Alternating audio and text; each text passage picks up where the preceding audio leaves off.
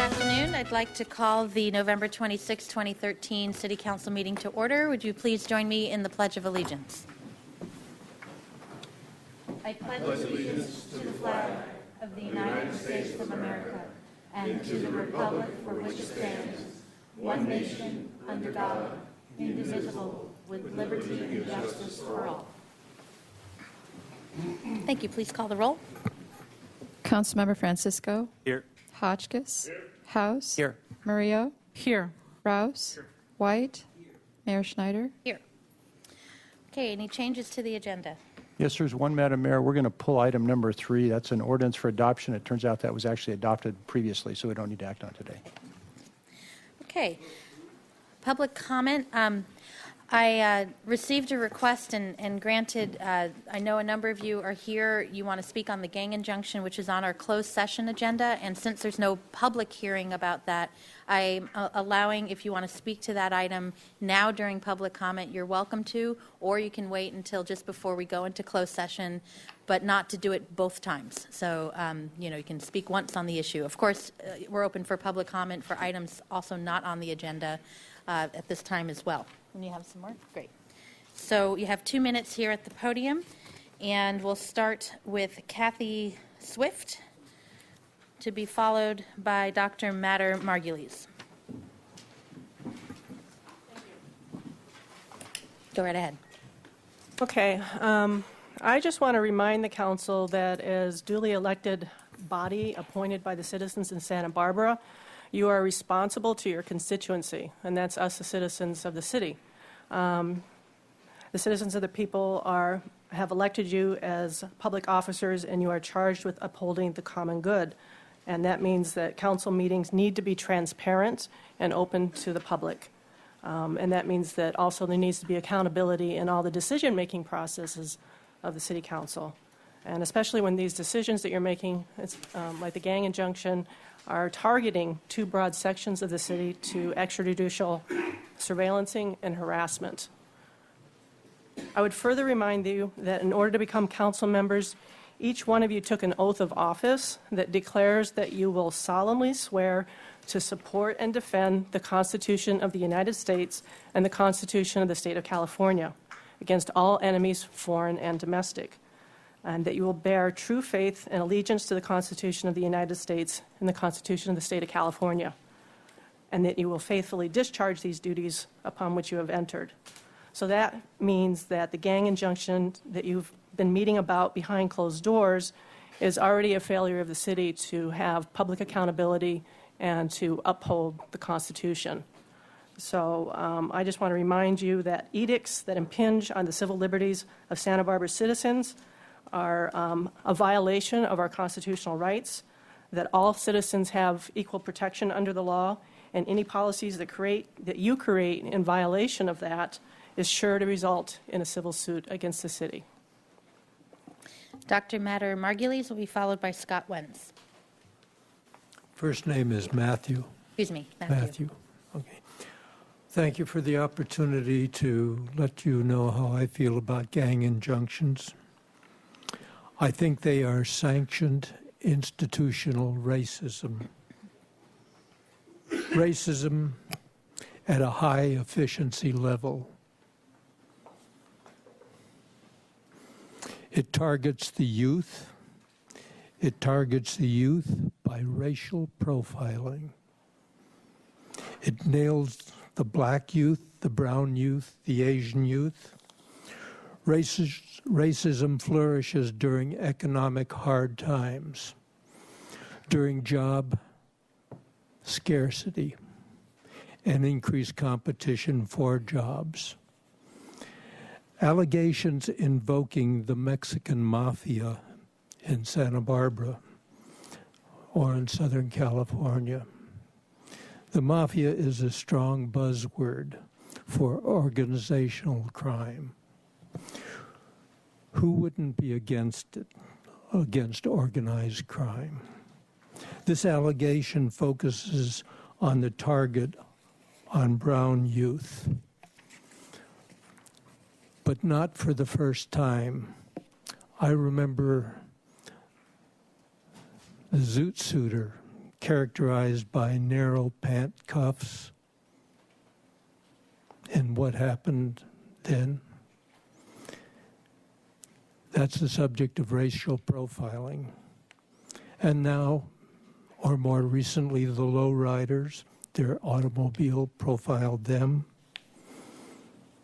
Now, 2 or 3 dark-skinned, baggy pants youths with their hats turned backward, You need to wind up. standing together, looking at merchandise that they cannot afford. Please. Thank you. Please wind up. Perhaps- Your time is up. Thank you. Thank you. Scott Wentz will be followed by Martin Leva. One last sentence, please.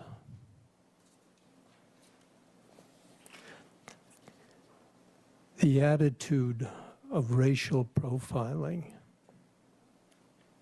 makes victims out of them. Okay, thank you. Mr. Wentz?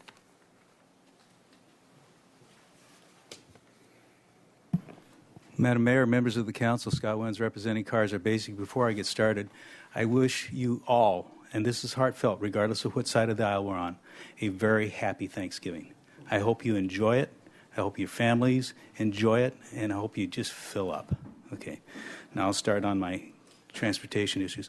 I spoke before SBCAG, and I made the comment that the anti-car crowd has had 40-plus years of a run in this area. And what have they achieved? Have they achieved fewer single-passenger car trips? That's absolutely not true. Have they achieved the stopping of widening of 101? No. But what they have achieved is costing the people hundreds of millions of dollars in additional cost. Have they achieved more bus ridership outside of the core routes, which CAB, by the way, before anybody else, said was the way to go? No, they haven't. Have bicycle numbers gone up? No, they haven't. We've gone out and on a quarterly basis for almost 10 years now, counted bicycle numbers in the morning. You have to take a look at what works and what doesn't work. And if you're backing what hasn't worked in 40 years, it's time to change. Thank you. Martin Leva will be followed by Mickey Flax. Hi, Ms. Mayor. I'm going to stand back right now. I'd like to give my time to Art Stevens. Okay. If possible. Thank you. Art Stevens, you'll be right after Mickey Flax, and you'll have 4 minutes. Mickey Flax? Thank you for letting me speak now so I can go back and brine my turkey. I speak partly as a former chapter president of the Santa Barbara American Civil Liberties Union, someone who has long been concerned about the civil liberties of everybody in our community. I also lived through the gang scare of the 50s, immortalized in a very fine book by Harrison Salisbury, and referred to again in the LA Times this morning with respect to the Wilding Institute case in New York a few years ago. The point being that there was an exaggerated notion of gang violence always in the community. Research has shown that the more people watch television, the greater they think the crime rate is. And that, unfortunately, has been the situation here. A bigger issue is that the gang injunction is a challenge to the Constitution. A basic tenet of our legal system is that one is innocent until proven guilty. What a gang injunction does is assume the guilt of certain individuals, act on it legally with the injunction, and then require of them that they prove their innocence. Normal, lawful behavior, like going on a bus, taking kids to school, is enjoined in a gang injunction. And that is very constitutionally problematical, as courts have recently ruled. In addition, as a previous speaker noted, the lives of all Latino youth in our community would be affected by a gang injunction, making them liable to essentially a stop and frisk situation at any time of the day or night. I don't have teenagers in gangs, and I am not threatened by gangs. I feel safe everywhere in this community at any hour of the day and night, with the possible exception of drunken crowds in Isla Vista. Please wind up. So I urge you to vote to, in your closed session or an open session, to rescind the city's request for a gang injunction in the name of justice. Thank you. Arthur Stevens will be followed by Rasta Abuelita.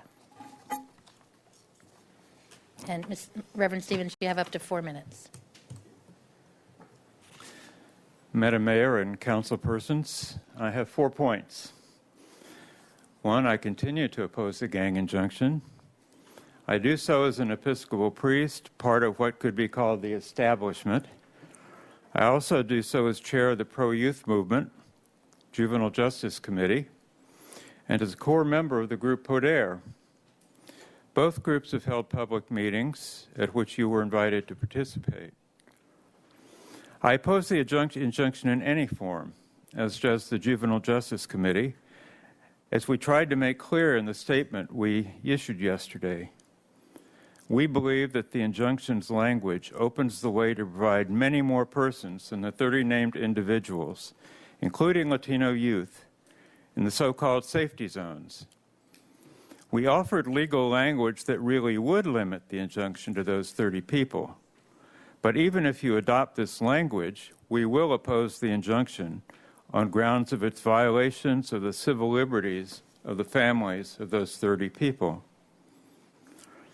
I have to say, I hate to say this, but I see the injunction as an attempt by our police chief and his legal allies to increase their power and their resources at the expense of our youth. I know that officers routinely make what are called police stops or gang stops of teens in targeted neighborhoods, that there often is no evident reason to justify these stops, and that each stop is written up and included in a file kept on the youth, and that these files later can be used by the authorities to label the person a gang member. I know from personal conversations with some of these youth that they and their families live in fear of the police because they believe the police are targeting them. Passing the injunction will prove to them that their fear is justified. And finally, I protest the Council's decision to deliberate in closed session. Even the U.S. Congress, which is no model of public trust, usually debates important issues in public. Thank you. Rasta Abuelita will be followed by Crucito Herrera Cruz.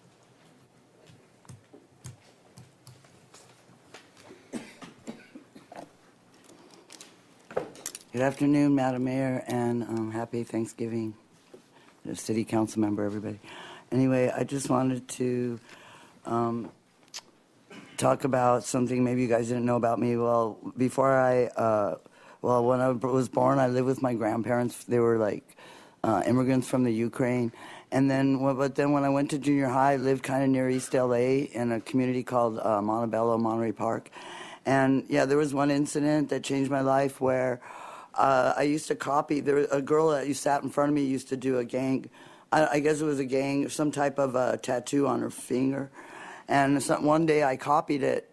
And when we'd go off campus to eat lunch, anyway, this is weird. When we went off when we went to eat lunch, and this other girl, I was probably about 12. I didn't really know what I was doing. I was just copying. And then another girl came at me with a knife and tried, what's that? And I went, no, I just copied that. It's not real. And I just learned from that. And I don't know why. I'm just remembering that story the other day. I'm really passionate about doing garden knot gangs. I used to approach you guys. And that was a really scary moment. It taught me never to just copy something if you don't know. And Kathy's a good friend of mine. I don't think I ever told you that story, huh? And but I just really been doing permaculture and ecological restoration. I want to do more, maybe keep trying to do the garden knot gangs. And personally, I don't know if Ethan's giving me a little time because he said he's under 2 minutes.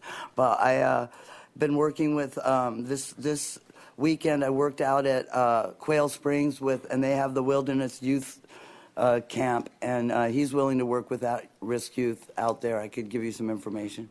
And yeah, for me, I don't know if I'm not really for the gang injunction, but I am for maybe in Oxnard, Oh, this is scary and hard to talk about, but maybe they did like find people that were like hitman or whatever, and that's a good thing. But if you're targeting youth, or like maybe my son once when he went to a charter school that was on Wind the up, same. please. Yeah. Some things might happen where kids that are young might get when they're with someone that might be doing something. That's what has Thank to you. be monitored. Peace. Crucito Herrera Cruz will be followed by Brandon Morse. Good afternoon, Madam Mayor, council members. Thank you very much for having me here, and to all those present. I'm definitely here in opposition to the closed session, to the legal judicial measure case number 1379826. Like most people have said, on constitutional principles, even if there was one person, we'd have to uphold their rights and their civil liberties. We the people, it says, we the people of the United States, in order to form a more perfect union, establish justice, ensure domestic tranquility or local tranquility, provide for the common defiance, promote the general welfare, which we're talking about, promoting general welfare, and secure the blessings of liberty to ourselves and our posterity. Do ordain and establish the United States Constitution. If we're establishing our posterity for our future, the road that we're going down in this closed session is not the road that we would like to. It's not going to give us blessings in this community. We have to look at the human cost that it's already caused, the negativity, the polarization. So if we look under the principles of the Constitution of freedom of speech, freedom of assembly, freedom to be from the right of unreasonable search and seizures, freedom to be at peace in Santa Barbara, wouldn't all you like to have that? We would. The community would. We'd like to be safe. That's why I ran in 9, I ran in 11 and 13 to emphasize youth programming and enrichment. If a city hasn't tried, we can't say that we failed. We have to try in order to succeed. So in that sense, I thank Councilwoman Kathy Murillo for sticking her neck out on a sensitive issue. And so with that, I basically stand against the civil abatement of this injunctive relief, case number 137926. Please dismiss this case, por favor. Brandon Morse, and you have a number of people who are waiving their time if they're in the room. Aurora Marquez, are you here? Aurora, thank you. And Mr. Pennington, there you are. And Nicole Collins, thank you. So, Mr. Morse, you have up to 8 minutes, and then you'll be followed by Ethan Shankman. Thank you for your time. I would also like to say that it's important that we all have our pocket constitutions with us. Honorable Mayor and honorable members of the City Council, my name is Brandon Morse, and I've been authorized to share this joint message on behalf of Santa Barbara Poldad, the Central Coast Republican Liberty Caucus, the Santa Barbara City College Free-Thinking Patriots, and the Santa Barbara City College Republican Club. Today, we join several other bodies of the community who are here to petition our representatives for redress by requesting transparency and accountability to the public regarding the proposed gang injunction. We are here today specifically in lamentation to the decision of this body to hold a closed session relating the injunction without previously being put on the agenda for public comment and an open vote for public accountability. Now, I'm sure the argument will be made that it is common for legislative bodies to discuss matters for active litigation behind closed doors, and it would make sense that you would not want your opponent to know your legal tactics. But who do you represent?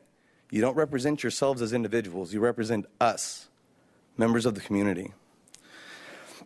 It seems like there's an air of selective disclosure and confusion which begs for nonpartisan review. I would ask if there is wisdom in relying on the individual that crafted the injunction to praise its constitutionality without garnishing a second opinion, especially in light of recent rulings striking down the ambiguity of the City of Orange's injunction. According to the ACLU press release, in its opinion, the Ninth Circuit ruled that by restricting what people can wear, with whom they can associate, where and when they can be in public areas, gang injunctions place a heavy burden on basic constitutionally protected freedoms. The court also found that the OPD and OCDA's determination that someone was a, quote, gang member carried a considerable risk of error. I would like to clarify a few contentious points once and for all. According to claims made previously, the injunction will only affect 30 named defendants, and it's important to point out that there are actually 32 named defendants in this action. The two unincorporated entities are the biggest concerns that can be described a threat to civil liberties. As I have previously pointed out, the claim that the city makes on page 4 of the injunction, that any two or more individuals that come together for some common lawful purpose as an unincorporated entity that can be regulated, is preposterous. In spite of the questionable constitutionality of the injunction and whether such flagrant attacks on a single protected minority group are within your oath of office, we should be looking at what alternatives may be present. We call on this body to utilize its influence in the private sector within the jurisdiction of the City and County of Santa Barbara to establish and expand job training programs and other services for at-risk youth that do not rely on the expenditure of tax dollars exclusively. We call on the support of programs like Primo Boxing that otherwise is having to shut down and could definitely have used part of the $1 million that has been used towards this injunction to date. We call on the development of programs that are tailored to the entrepreneurship that is present in the east and the west sides of our community. This will encourage the community to develop opportunities that speak to the artistic talents relating to music, painting, poetry, and heritage. It has been said that there is much interest in the outcome of this case, and over 100 individuals have gathered together recently at multiple forums to discuss alternatives to the injunction, and yet, unfortunately, members of this body, by and large, were not present. That has shown the community at large that you do not wish an alternative. As a matter of fact, you are hell-bent on this being the only way of addressing the issues in Santa Barbara. Opponents of this injunction have been painted as thugs that are nefarious, and supporters are unable to come before the council to voice their support. I have been educated in legal studies and criminology, communications, and political science. We have leaders of local clergy here, members of the faculty from UCSB, the ACLU, and many other respectable organizations. As a matter of fact, as an average citizen, I have found the increased police presence at these meetings to be more of an intimidation to prevent the opposition from speaking. Do we not have a right to face our accusers? The opposition is gaining support. As a matter of fact, the city and county may just find itself on the defensive soon as members of the community that lived within the proposed safety injunction zones begin filing actions. The cost has been substantial to date, but this is just the tip of the iceberg when considering appeals and other litigation, etc. Recently, Mr. Sanchez has held a press release relating to the militaristic police action dubbed Operation Falling Dawn. This highlights the biggest concern with the injunction, how it will be implemented. The operation claims 68 arrests, including 6 juveniles. I would like to point out that this was done admittedly without the injunction, and yes, juveniles were targeted. It seems that there will be no reason to doubt that they will also be targeted in the future with the injunction. The second thing I would like to point out is the fact that none of these charges were listed by the suspects. You go online, as a matter of fact, the city of Santa Barbara sent out a nice newsletter with all of their pictures and date of births. Not one of them had the charges next to their name so that we could actually say who is the nefarious individuals as far as the ratio of 4 charges per person. What we have here is an arbitrary list that the chief claims are gang members with no substantiating evidence. One would also ask if releasing this information prior to the adjudication may poison the potential jury pool. It is common knowledge that oftentimes suspects have superfluous charges stacked to help ensure pleas or to reduce the likelihood of taking the case to trial. This ethically questionable practice does not reflect an accurate account of the arrests made. Of course, since the information released was just enough to sensationalize the issue, it seems that giving a person a fair trial is not a priority in this day and age in the city of Santa Barbara. We reject such militarizations of the police department. We reject such attacks on civil liberties. And we are here to ask that the gang injunction be placed on the agenda for the first meeting of the new term in 2014 to hold this body accountable to its position publicly. If, in fact, the gang injunction is such a good idea, why not vote for it? Why not be proud of your support? If you honestly think that the injunction is going to benefit the community, do not hide behind closed doors. Sorry about that. Do not hide behind closed doors, but show pride in your efforts. The judge may strike it down as being unconstitutional, or an appeals court may strike it down as unconstitutional. Even if it is upheld, we are anticipating untold cost on civil matters that in essence is duplication of powers to the point that it expands to the realm of being unconstitutional. Not every defendant has had the privilege of counsel, even 1 though minute it's a left. quasi-criminal matter, which will be another issue to take upon appeal. At the end of the day, the number of people that will come to this council to petition the dismissal of this injunction will continue to increase. The number of declarations filed will continue to increase. The number of interpleadings will continue to increase until the costs have become so prohibitive that there is no other action to be taken but to stop this unconstitutional action. Thank you for your time. Please take this into consideration during the closed session and stop it.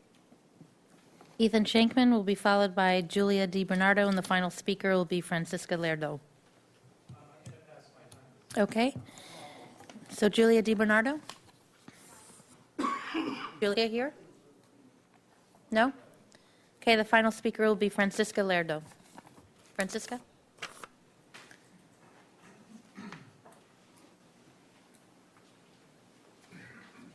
You can bring that mic down. There you go. Muy buenas tardes, señores del concilio. Mi nombre es Francisca Lerdo. Yo vengo a esta junta, me acabo de enterar ayer por la tarde. Y yo quisiera preguntarle a cada uno de ustedes, especialmente a usted, Elena, cuando usted se eligió aquí de estar sentada en esta silla, ¿se eligió sola? Good afternoon, council members and mayor. My name is Francisca Lerdo, and I'm here to speak about this meeting that I just found out yesterday about it. And I want to ask all of you, especially our mayor here, when you were you elected on your own?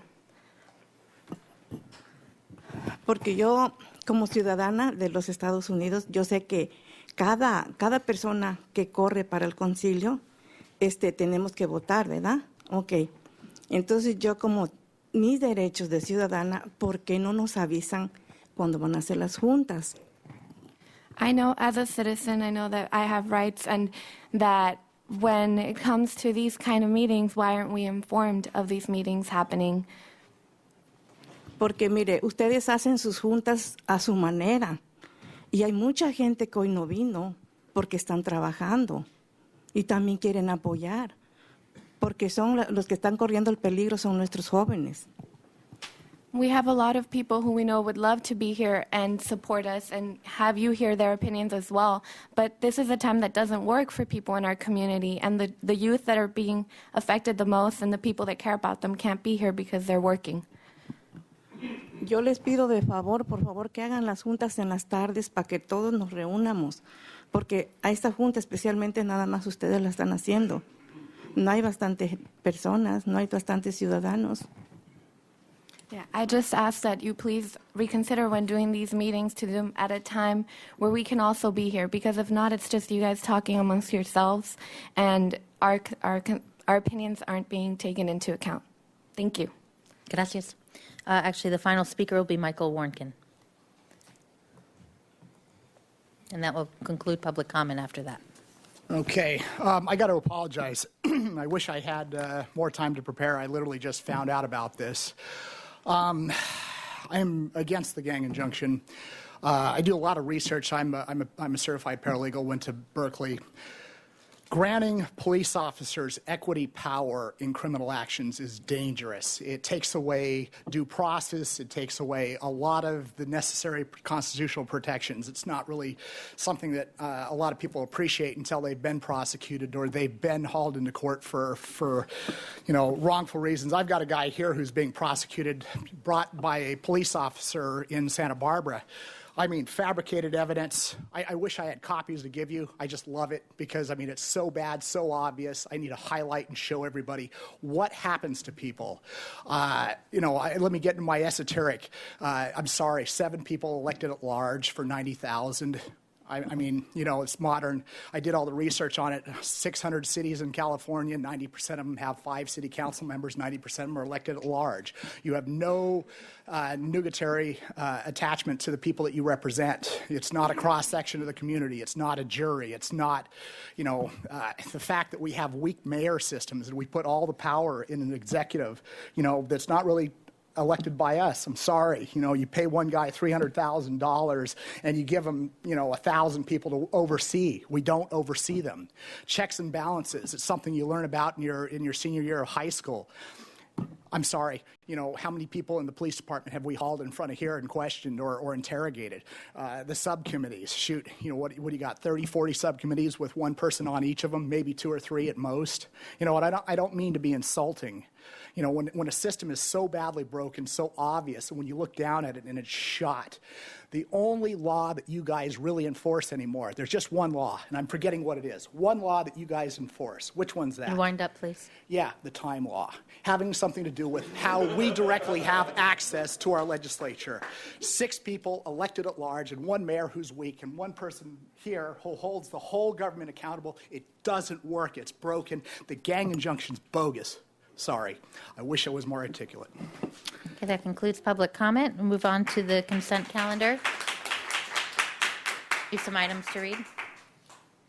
Item 2, resolution of council findings regarding Arlington Village, recommending that council adopt by reading of title only a resolution of the Council of the City of Santa Barbara denying the appeal and upholding the decision of the Historic Landmarks Commission to approve the application of Metropolitan Theaters Corporation for a project located at 1330 Chapala Street and known as the Arlington Village Project. Item 4, adoption of ordinance to establish Brinkerhoff Avenue as a one-way street, recommending that council adopt by reading of title only an ordinance of the Council of the City of Santa Barbara amending Chapter 10.60 of the Municipal Code by revising Section 1060030, establishing Brinkerhoff Avenue as a one-way street. And item 5, adoption of ordinance to amend citywide franchise with Marburg Industries Incorporated, recommending that council adopt by reading of title only an ordinance of the Council of the City of Santa Barbara amending the exclusive 10-year franchise for citywide solid waste collection and disposal services granted by the city to Marburg Industries Incorporated, a California corporation, on February 12, 2013 by City Ordinance Number 5608. Thank you. Without further objection, we'll waive further reading. There's a couple of speaker slips requests for item number 2. Are there any other items to pull off consent? Okay, so item 2, this is the Arlington Village resolution of council findings that was just read. So we'll have Scott Wentz and then Kellum DeForest.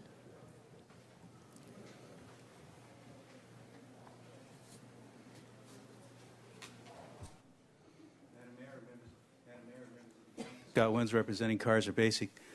We understand the realities of the consent calendar, but we would hope that possibly 1 or 2 of you would change your votes. This project has been sanctified by your staff based upon an assumption of the least possible use in that location. The issue of the Victoria parking lot being able to handle the traffic, the issue of the Granada Garage being able to handle the additional traffic there is not a reasonable item. It's not going to work. And as I mentioned when I was here before in the full session, I have worked at that location. I have been a promoter at that location. I worked as a grip at that location. I've worked the parking lot. I've worked businesses in and around that area. And I will tell you point blank, any major movie in conjunction with anything else going on in that location will not be able to handle the traffic load. Your concept of a high-density infill with alternative transportation has not worked. And as my comment in the public session about 40 years of this, 40 years you've had the opportunity, and it hasn't worked. So the Arlington project, in transportation only, we're not talking about the landowner's right to do the development. We're talking about transportation. Staff's projections are irrational because they are based upon least use. Thank you. Kellum DeForest. Good afternoon, Kellum DeForest. I have concerns about the approval of the Arlington Village plans and the directions contained in that resolution, the directions to the Historic Landmarks Commission. 1, the prohibition of performers' buses being unable to park next to the Arlington could cause problems. Traveling celebrity performers use their buses as dressing rooms and a place to relax between their sets. So that having them have to take their buses off the site is not a good idea. In the plan, the report said that it is only an exit on Solis Street. According to the plans, the entrance and exit, it is an entrance and exit. That needs to be corrected, or is Solis Street driveway to be only one way? The plans show and do not provide any designated pedestrian pathways to both the above and below grade parking lots. Could the applicant be instructed to provide the paseos for pedestrians and to include the landmark gate as part of any paseo connection? At the hearing, there was much discussion of the conversion of the Louise Laurie Davis parking lot to public use. Since Arlington Village will reduce the number of parking places, should the applicant be required to help fund the conversion? That is, the conversion of the Davis parking lot. To ensure that the commercial units are commercial, the applicant should consider having such commercial units on Solis Street for greater commercial viability. Thank you very much. Okay, that concludes the public comment piece. It's back to the council for the consent calendar. Madam Mayor, Yes, Mr. Wiley. it's come to our attention this morning that the representatives of Arlington Village MTC had some minor concerns about the wording of this resolution, and I understand Mr. DeForest has some questions and possibly some concerns. So our suggestion is we put this resolution over for 2 weeks, and we'll talk to everybody and get it straightened out. Okay, so is there a motion on item 2? So moved, Madam Mayor. So we'll bring this in 2 weeks, so the December 10th meeting. Is that correct? Okay. All in favor? Aye. Okay, to be continued. Anything else on the consent calendar, or is there a motion to approve it? I'll move the rest of the consent calendar, except I think it was item 3 that we're asked to take off. Second. Okay, motion and seconded. All in favor? Aye. Okay. We have a report. Do we? Yes, a report from the Finance Committee. Mr. Francisco. Madam Mayor, Yes, Mr. White. I apologize. There was one bit of a comment on the minutes on item 10 that I would ask that we have a look at momentarily. So back to the consent calendar? Yes. Is that, Do you want to, is it something that we need to undo the vote and redo the vote? Or I think so. So I would move that we undo whatever the technical term is. is to it, Mr. reconsider Wiley the just moved to consent agenda. reconsider the previous vote? Yes, Madam Mayor, this is one of the instances, rare instances where reconsideration is allowed, yes. Because it just happened. Okay, so But we do need vote on it, Madam Mayor? we have to move to reconsider the vote and then, okay, so is there a motion to reconsider the vote? So moved. Is there a second? Second. Okay, all in favor? Aye. Aye. Okay, so the item is what, 10. Mr. White? Item 10, which is the, The roundabout discussion on Cliff Drive. is that item 10? It's item 1. Item 1 Sorry. in the minutes. I'm looking at 10, subject Las Presidas Road at Cliff Drive. What am I missing here? You're on Madam? page 5, item 1, of which is the minutes, page 5. Correct. Talking about the motion of Okay. item number 10 in the Right. minutes, okay? And I understood that the motion by Mr. Hotchkiss was to table the item, that the discussion would continue at the one-time money discussion, and that I'm getting this to say move forward with the roundabout option, and we were tabling the motion, and I thought there was definitely a drift toward no change or the roundabout, and that perhaps the lights would not be an option, but the whole thing was being tabled for that. I specifically asked, I remembered this because I specifically asked, are we saying that that the roundabout is the preferred option and we're moving away from the traffic signal? And the answer was yes. That's correct. When we went to the motion. And that it should be, maybe table is the wrong term, but put forward to the meeting in January when the new council could consider in toto all what we want to do, including this item. So I think the motion seems accurate. Move forward with the roundabout option, and the issue is the funding, and that's what the discussion was about in January. Okay. And I understood that the options were being winnowed down to no change or the roundabout in case the funding wasn't adequate.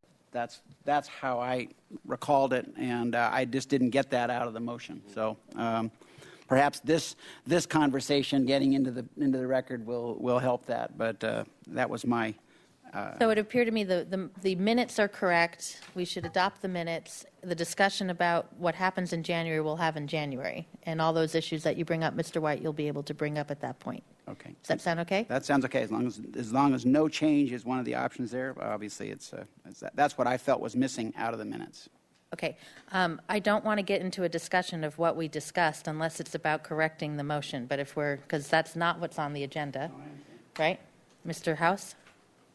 Well, I appreciate that Mr. White is willing to let the minutes go forward. I just want to say that I remember you specifically asking staff that whether we fully fund, don't fund at all, or even partially fund this particular item, that the roundabout option would move forward into the future and we would look for other sources of funding. So that was part of our discussion. So I really appreciate Mr. Hotchkiss's motion. I went back and listened, by the way, and actually transcribed word by word the motion. And it's very crystal clear that Mr. Hotchkiss made a motion and Mr. Rouse seconded it, just as it is here. You can see the language if you watch the tape. So we don't need to change the minutes. So can we have a motion for the consent calendar minus items 2 and 3? So moved. Is there a second? Second that. Okay. All in favor? Aye. Okay, deja vu all over again. There we go. Now, thank you very much. I'm glad we got that clarified. Report from the Finance Committee, Mr. Francisco. Madam Mayor, the Finance Committee met today and we heard a report on a proposed refinancing of some waterfront department obligations, and that will be coming for the City Council in 2 weeks. Okay, thank you. Okay, item number 13. Appeal of Architectural Board of Review approval for 510 North South Sepulveda Street.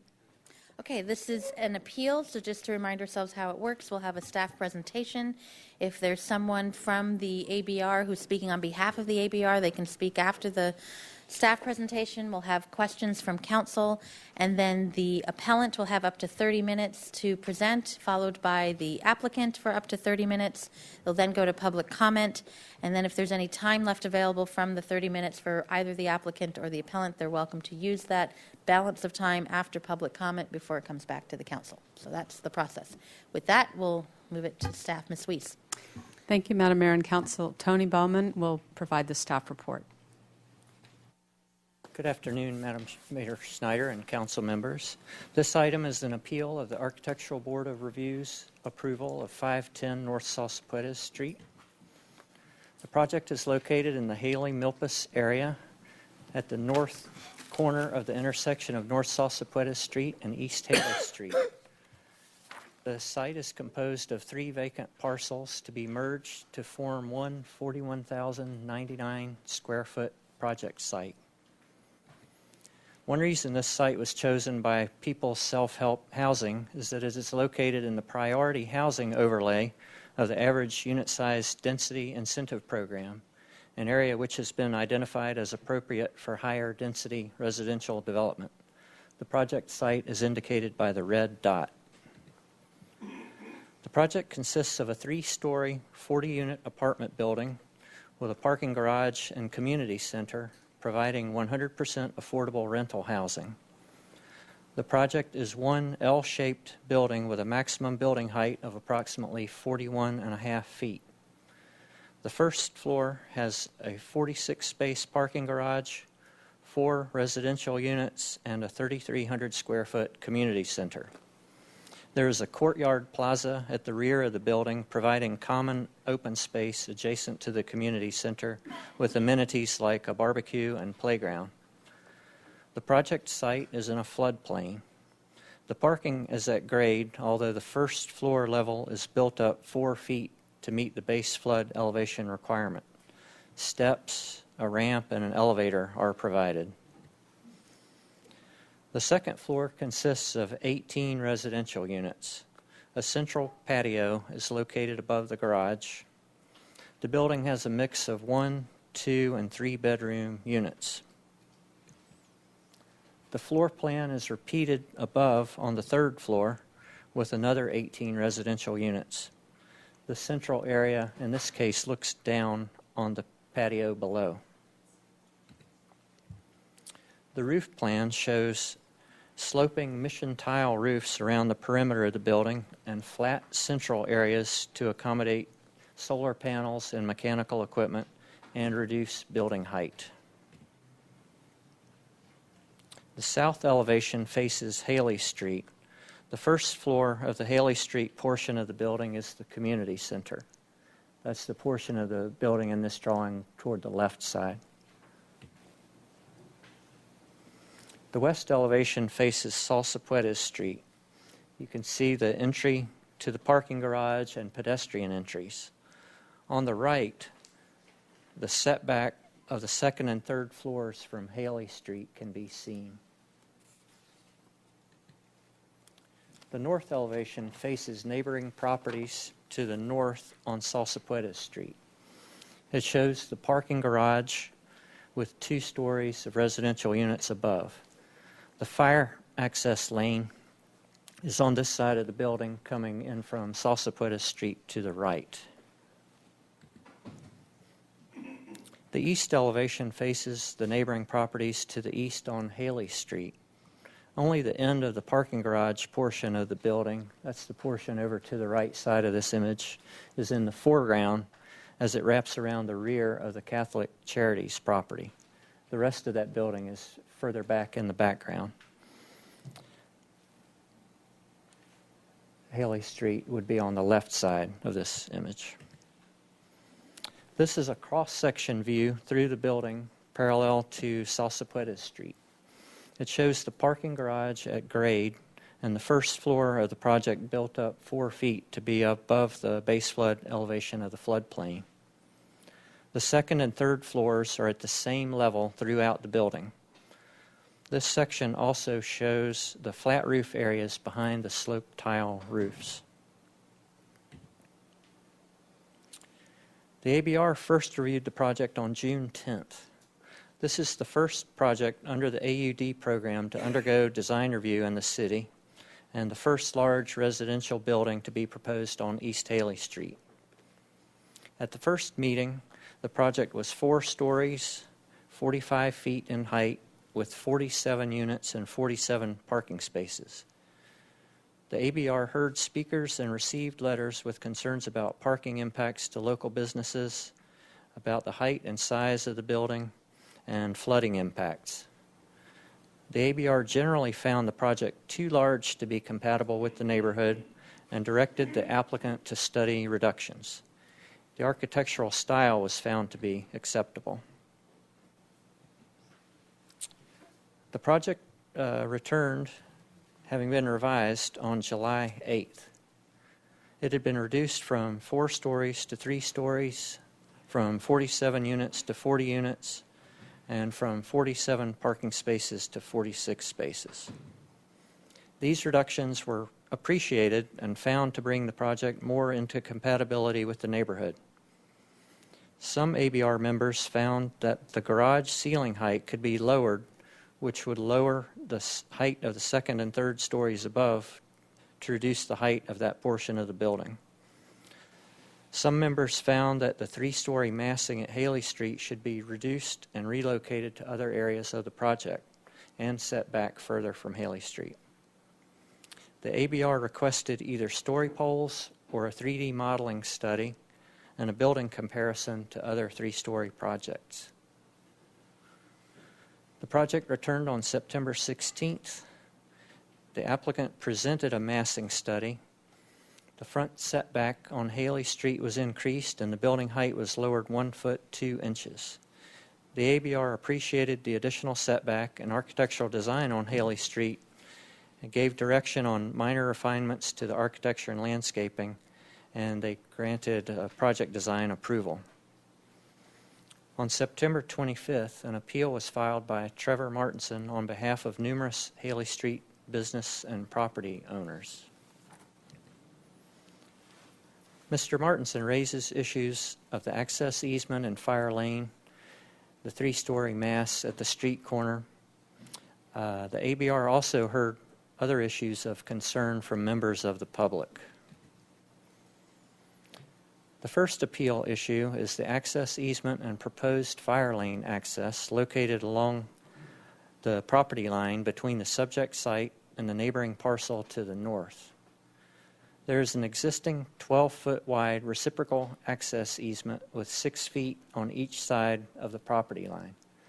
That's the property line to the left of this image. The 6 feet of the easement on the neighbor's property may be used for a fire access lane. Fire department staff reviewed the ABR-approved plans and determined that the access needs to be 20 feet in width rather than the 16 feet as previously indicated. Building code also requires an accessible pedestrian path for egress, and the 20-foot width will accommodate that. The applicant worked with fire department and building and safety staff and achieved the additional 4 feet of access width. The additional width was obtained with only minor changes to the approved plans. This slide shows specifically how the project was changed. Basically, the north side of the building was shifted over and minor reductions were made to reduce the length of the building along Salsa Puedes Street. The ABR will review this when the project returns for a final approval. The second appeal issue is the size and height of the proposed building, particularly the portion facing Haley Street. The ABR was also concerned about this, and it was discussed at each meeting.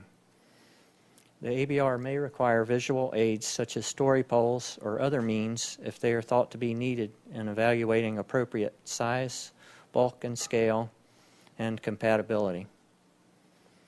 ABR visual aid requests are made on a case-by-case basis based on the ABR's determination of what will satisfy cost-effectiveness and explanatory goals. In this case, the direction to the applicant at the second review meeting was to provide either story poles or a 3D modeling study and a building comparison to other three-story projects. The applicant presented these massing perspective drawings at the September 16th meeting. This is a larger view of the Haley Street portion of the building. The first floor community center is set back approximately 7 feet from the sidewalk with a raised planter in front. The second and third stories are set back 20 feet. When granting the approval, the ABR commented that the architecture on the Haley Street side is particularly handsome and addresses the street nicely. Mr. Martinson submitted a comment letter on September 16th and included modified elevation drawings showing this part of the building reduced to 2 stories, which he says many of the Haley Street neighbors would find acceptable. His suggestion to eliminate the 3rd story of this part of the building would eliminate 2 3-bedroom units. In addition to the specific issues outlined in the appeal letter, members of the public raised other concerns. Much concern was expressed from Haley Street business and property owners that 1 parking space per unit would not be adequate, and the project's residents would be parking on nearby streets. The concern is that this could impact local businesses if their customers cannot easily find parking. Many businesses in this area are non-conforming to on-site parking requirements, resulting in their employees, customers, and deliveries using the available on-street parking. The residents and visitors coming to this site may use the on-street parking just as others may. The city's experience has been that certain affordable projects meet parking demand at one space per unit because property management actively limits vehicle ownership of those they rent to.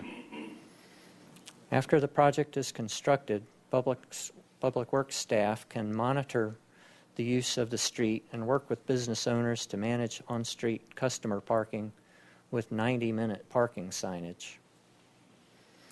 On the issue of flooding, the applicant's engineering firm submitted a memorandum addressing potential impacts to the floodplain after construction of the project.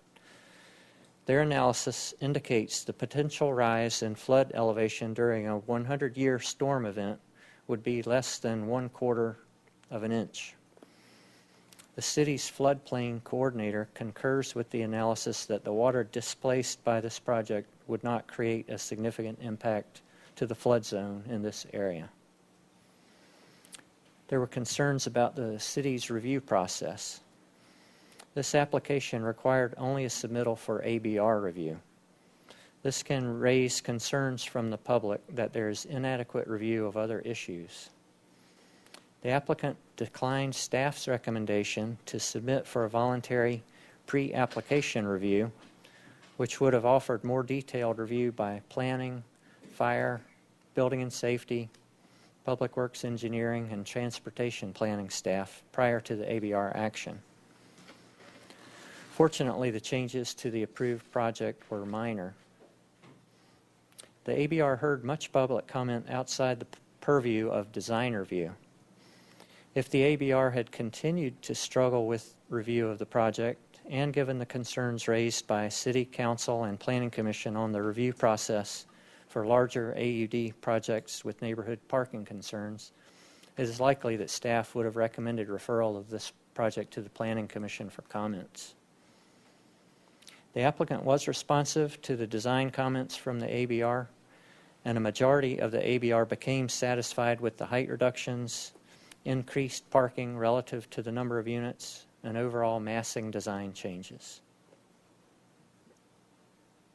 The ABR carefully considered the project's size, height, neighborhood compatibility, heard and responded to concerns of members of the public, and approved the project.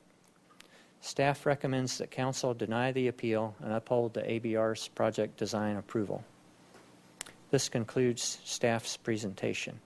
Thank you. Any questions first from Council so far? No.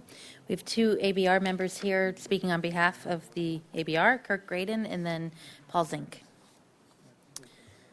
And Mr. Mosel, do you want to speak as well? Okay, you can go right after Mr. Zink.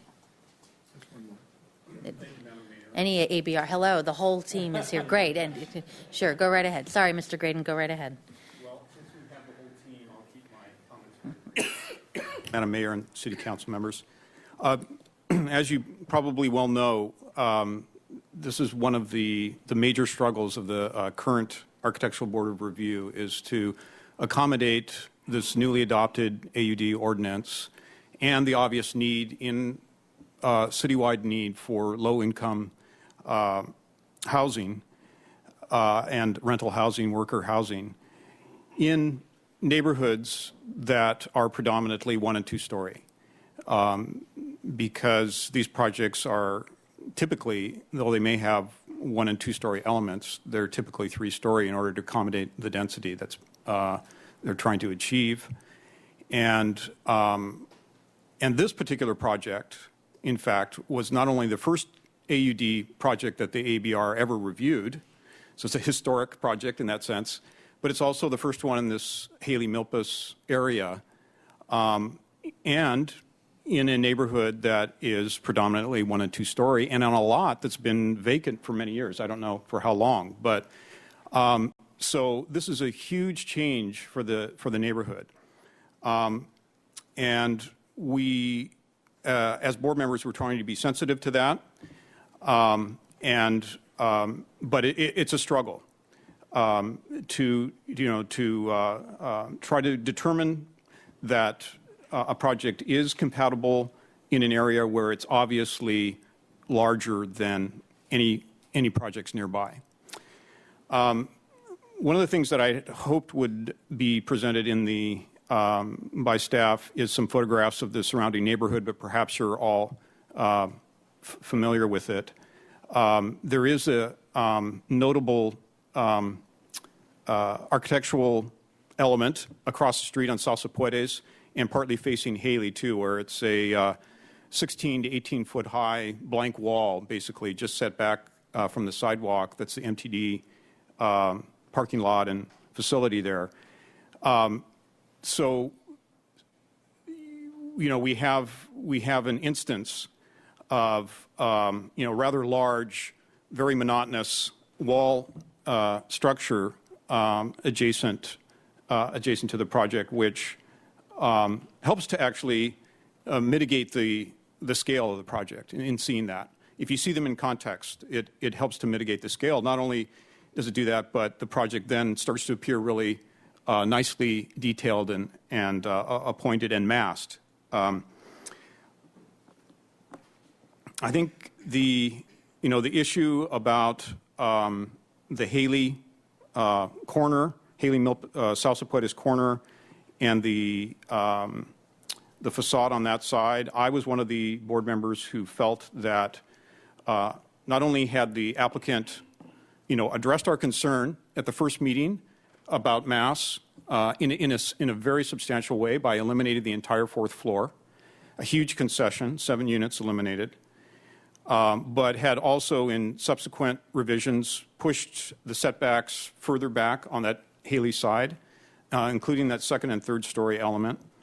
And I feel the way that the community center being located on that side with the arches, the deep openings, the stairway, and the variation in massing that occurs and in setback that occurs there is really turned out to be quite nice. So I particularly feel like that portion of the appeal is unreasonable. And the other thing that also had a lot of discussion at the ABR meetings was the height of the garage. And we have, we've seen many of these projects that have main level living areas suspended over large span garage areas. And these, as the architect will represent, these large spans require deeper framing. There's also areas where mechanical ventilation and heating is accommodated in those areas, and also represented several times at the ABR meetings that this was really the appropriate height for a garage of this size, and that they didn't feel like they could bring it down further, given the constraints, the obvious constraints. So. And we also know that this particular architect has a lot of experience with this type of garage structure. And so given all that, again, I just am here to answer any questions you have regarding the ABR review and to support the project as designed. Thank you. We did have a site visit yesterday, so we did get to look around the neighborhood, so you know. Any other ABR members? Mr. Zink, come on up.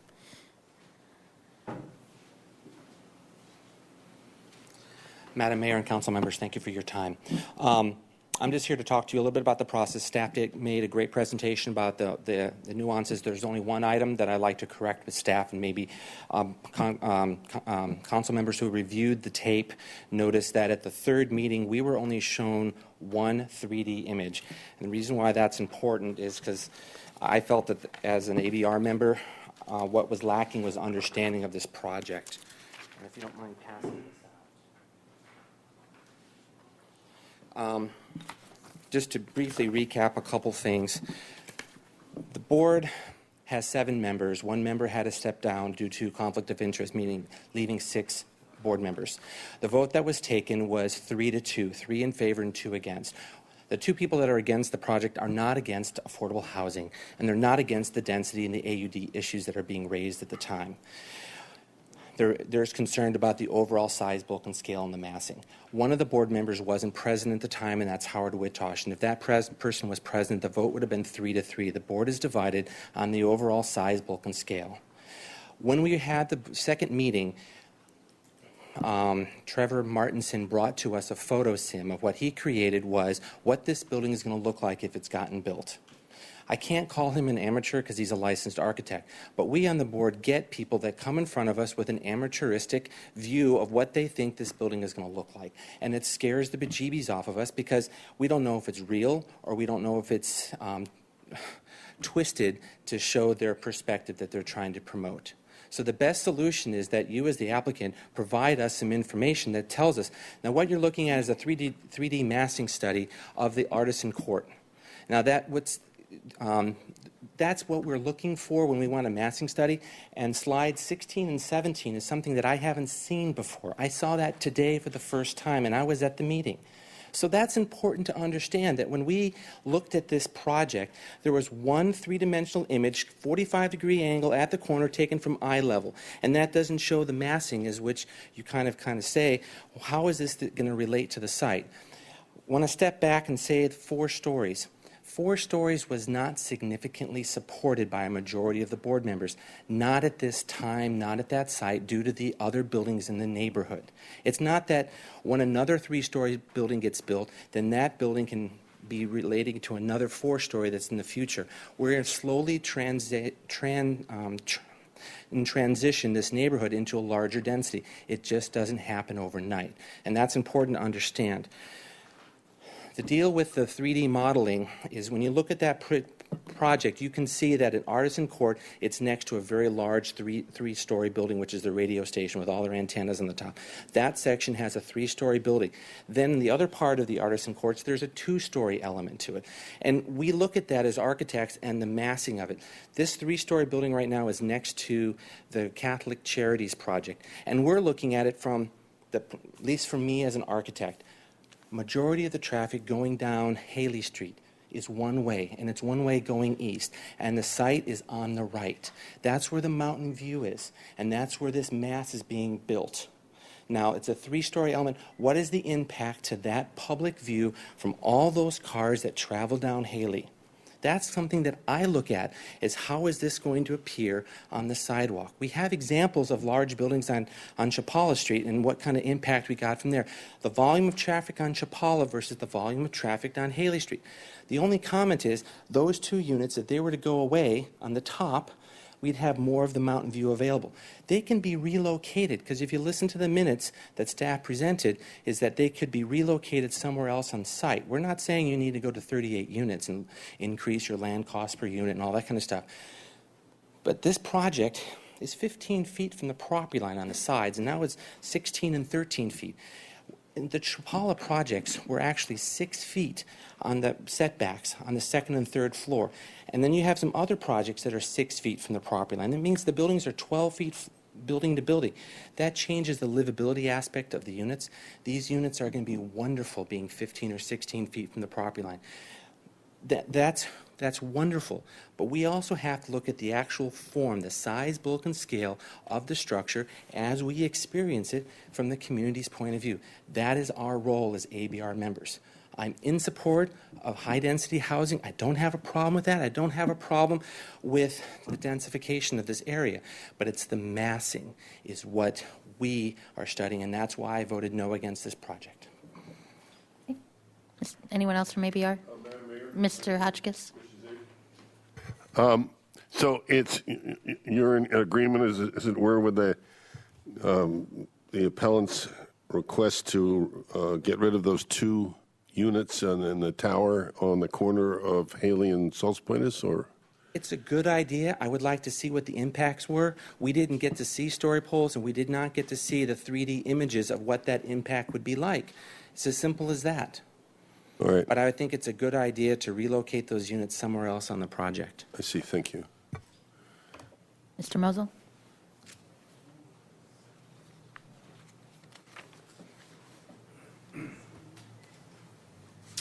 Gary Mosel, ABR.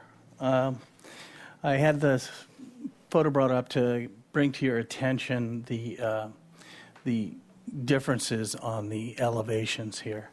And when we look at the elevation was raised up for the flood plain, and we don't have a particular problem with the massing on that corner, but you'll look at the garage and the amount of space that there is on the garage. And I can tell you that from my experience, that's excessive. And when we are charged with reducing mass, bulk, and scale, we need to look at ways that that can be accomplished. And it is my opinion and other opinions on members of the board that this can be accomplished. Now, the problem with this is the access from the one side of the building over to the other will not be at the same plane.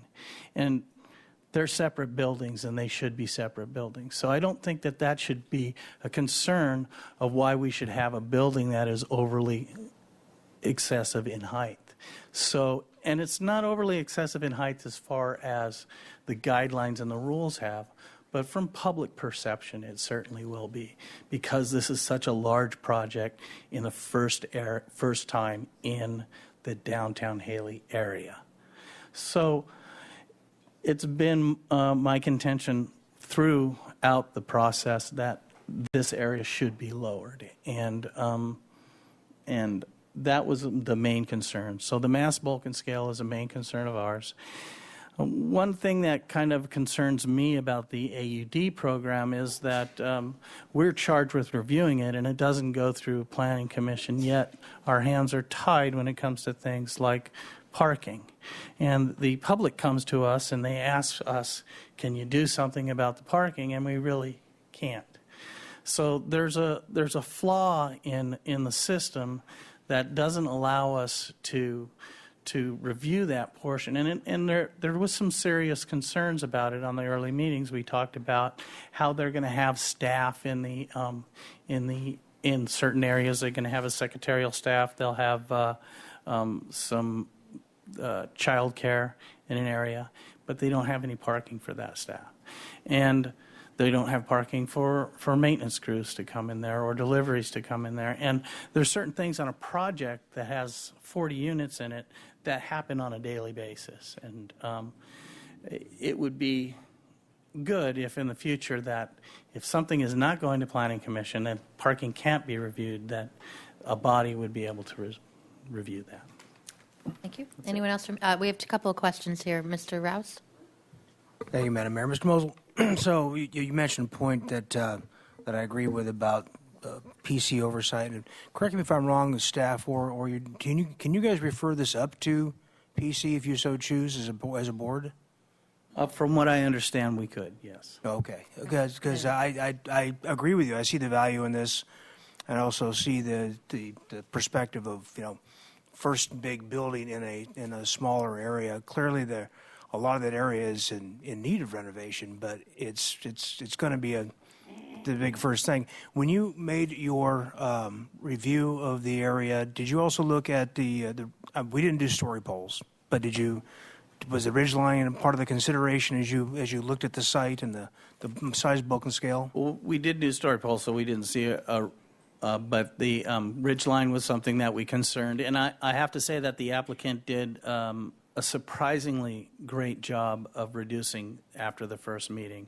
They did reduce the whole fourth floor, and the applicant was working very hard with ABR. It's not that they were not amicable with working with us. They did work with us, so. All right. I have to say. And Mr. Hotchkiss has a question for you. I do, thank you. Was there a particular reason why in this instance you didn't refer this back to Planning Commission for comments? This was the very first project for the AUD, and I was unaware of that until we had a meeting about AUD kind of after the fact. Well, to be honest, so was I until recently. So, yeah. But I do think in the future, just for your information, that's what we're going to ask or even insist on from here, because it's asking you to do things that you're really not charged with officially. Secondly, you mentioned the height of the garage. They reduced the height of the garage in those units by a foot. By a foot, yeah. By a foot.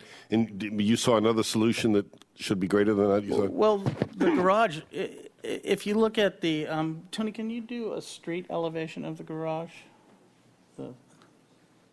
This is way longer than normal for ABR comments, so I just want to. I'm sorry. I want to acknowledge people's time, but so if you can get to, and I know you're answering a question. I'm just noting If you that. look at the street elevation and you see the height of the garage entry, you cannot get a vehicle inside that garage any larger than that, and it's just not possible. Can't get any product in there any larger than that. It's substantially larger than that opening. Now, and I'm very familiar with mechanical, and so that is my business for 35 years. So I'm familiar with the plumbing and mechanical and what's needed in that area. So I firmly believe that reduction can be made quite simply in that area. Okay, thank you. We have one more ABR member, I believe. Come on up.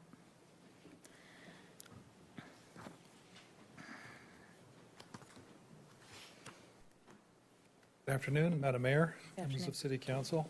My name is Howard Wittosh.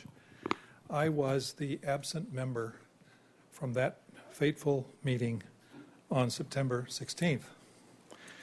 And I've heard most of the comments that my colleagues have made I agree with, particularly about the height of the building, bulk scale of the building, also the height of the garage.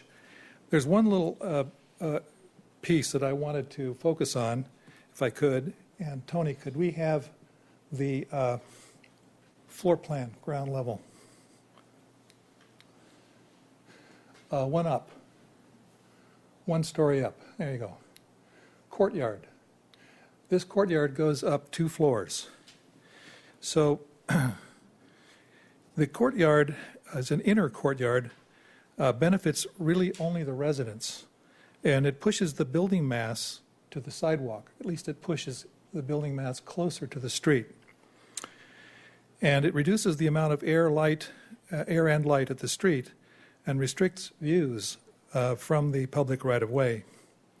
If it were possible to step back the second and third stories 10 to 15 feet from the property line, this would reduce the visual impact from the street and open up the street to more air, light, ocean, and mountain views.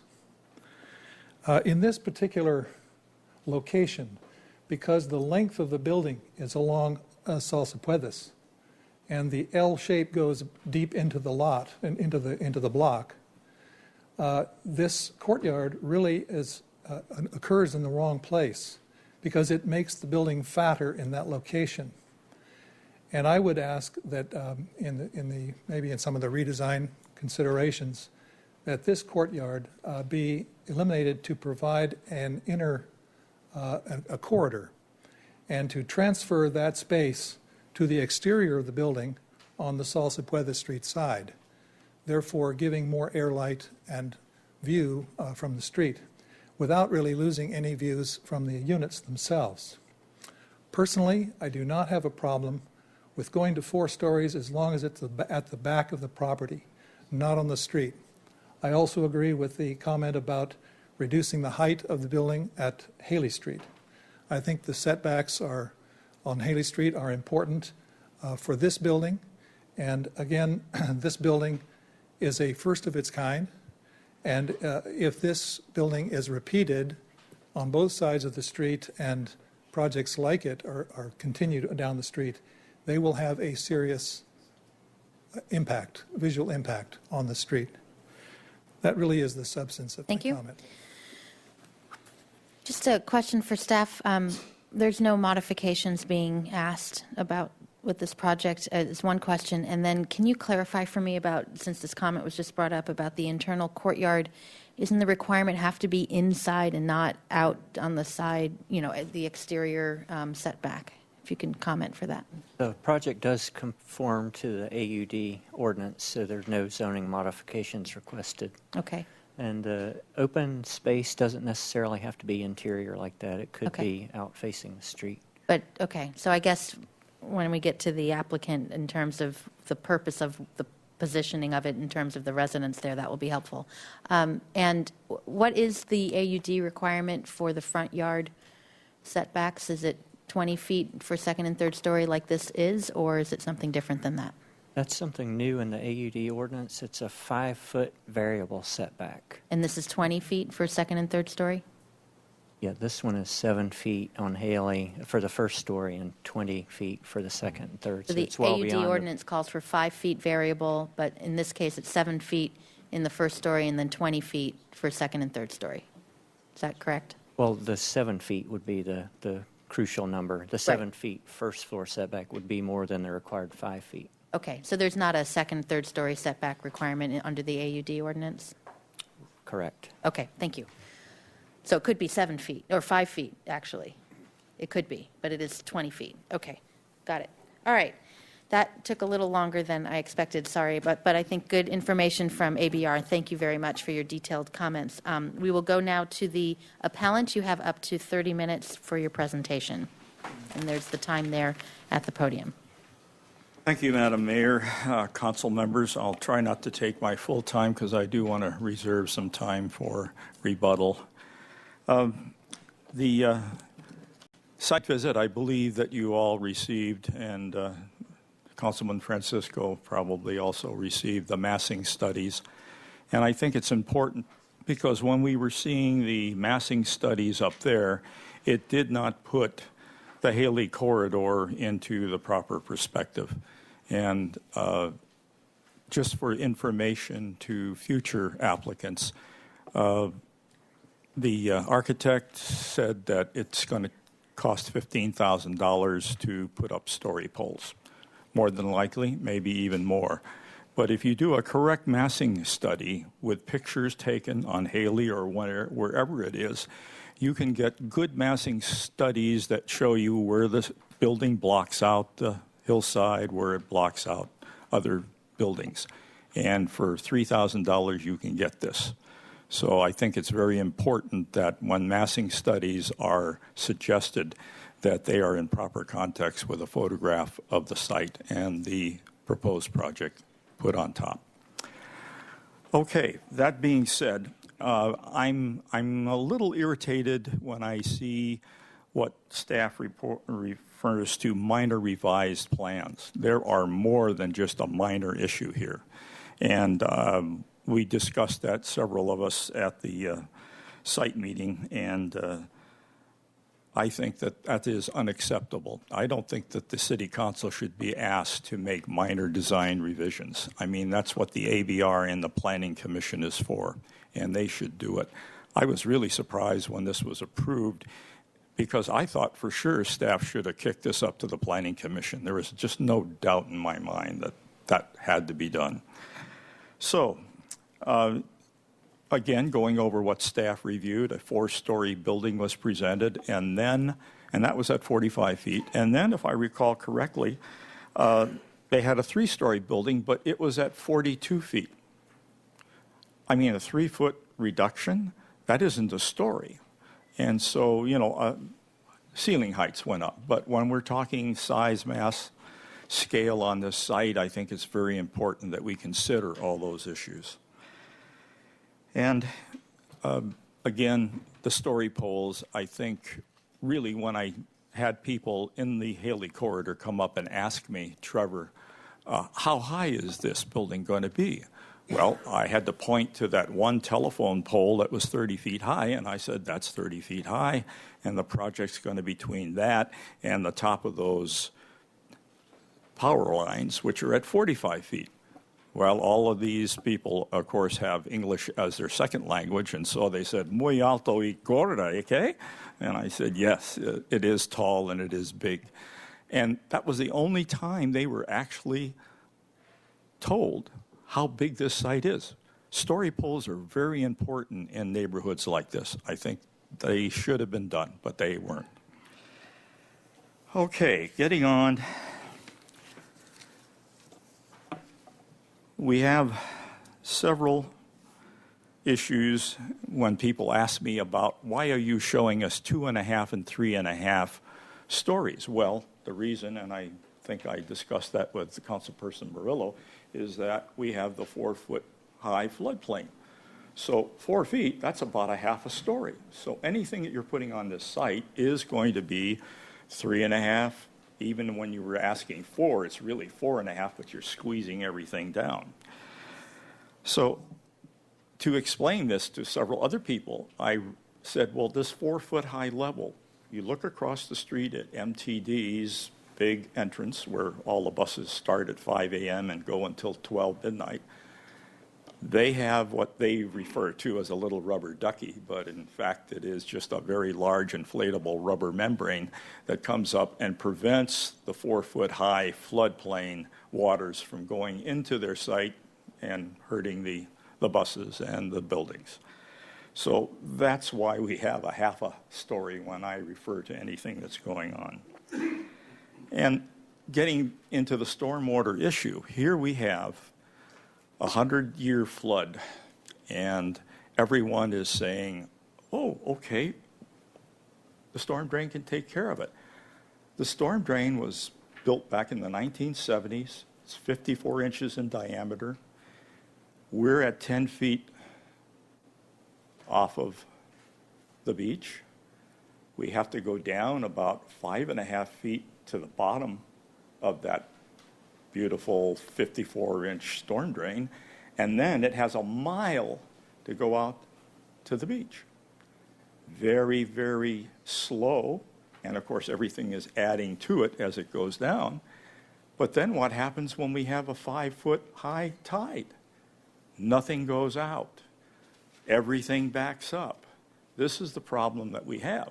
It was for the 1970s, but now with all of this more, the construction that we're talking about right here, all of a sudden, permeable area is no longer available to take in this water. It's going down the pipe, and as we increase these projects, more water is going to be added.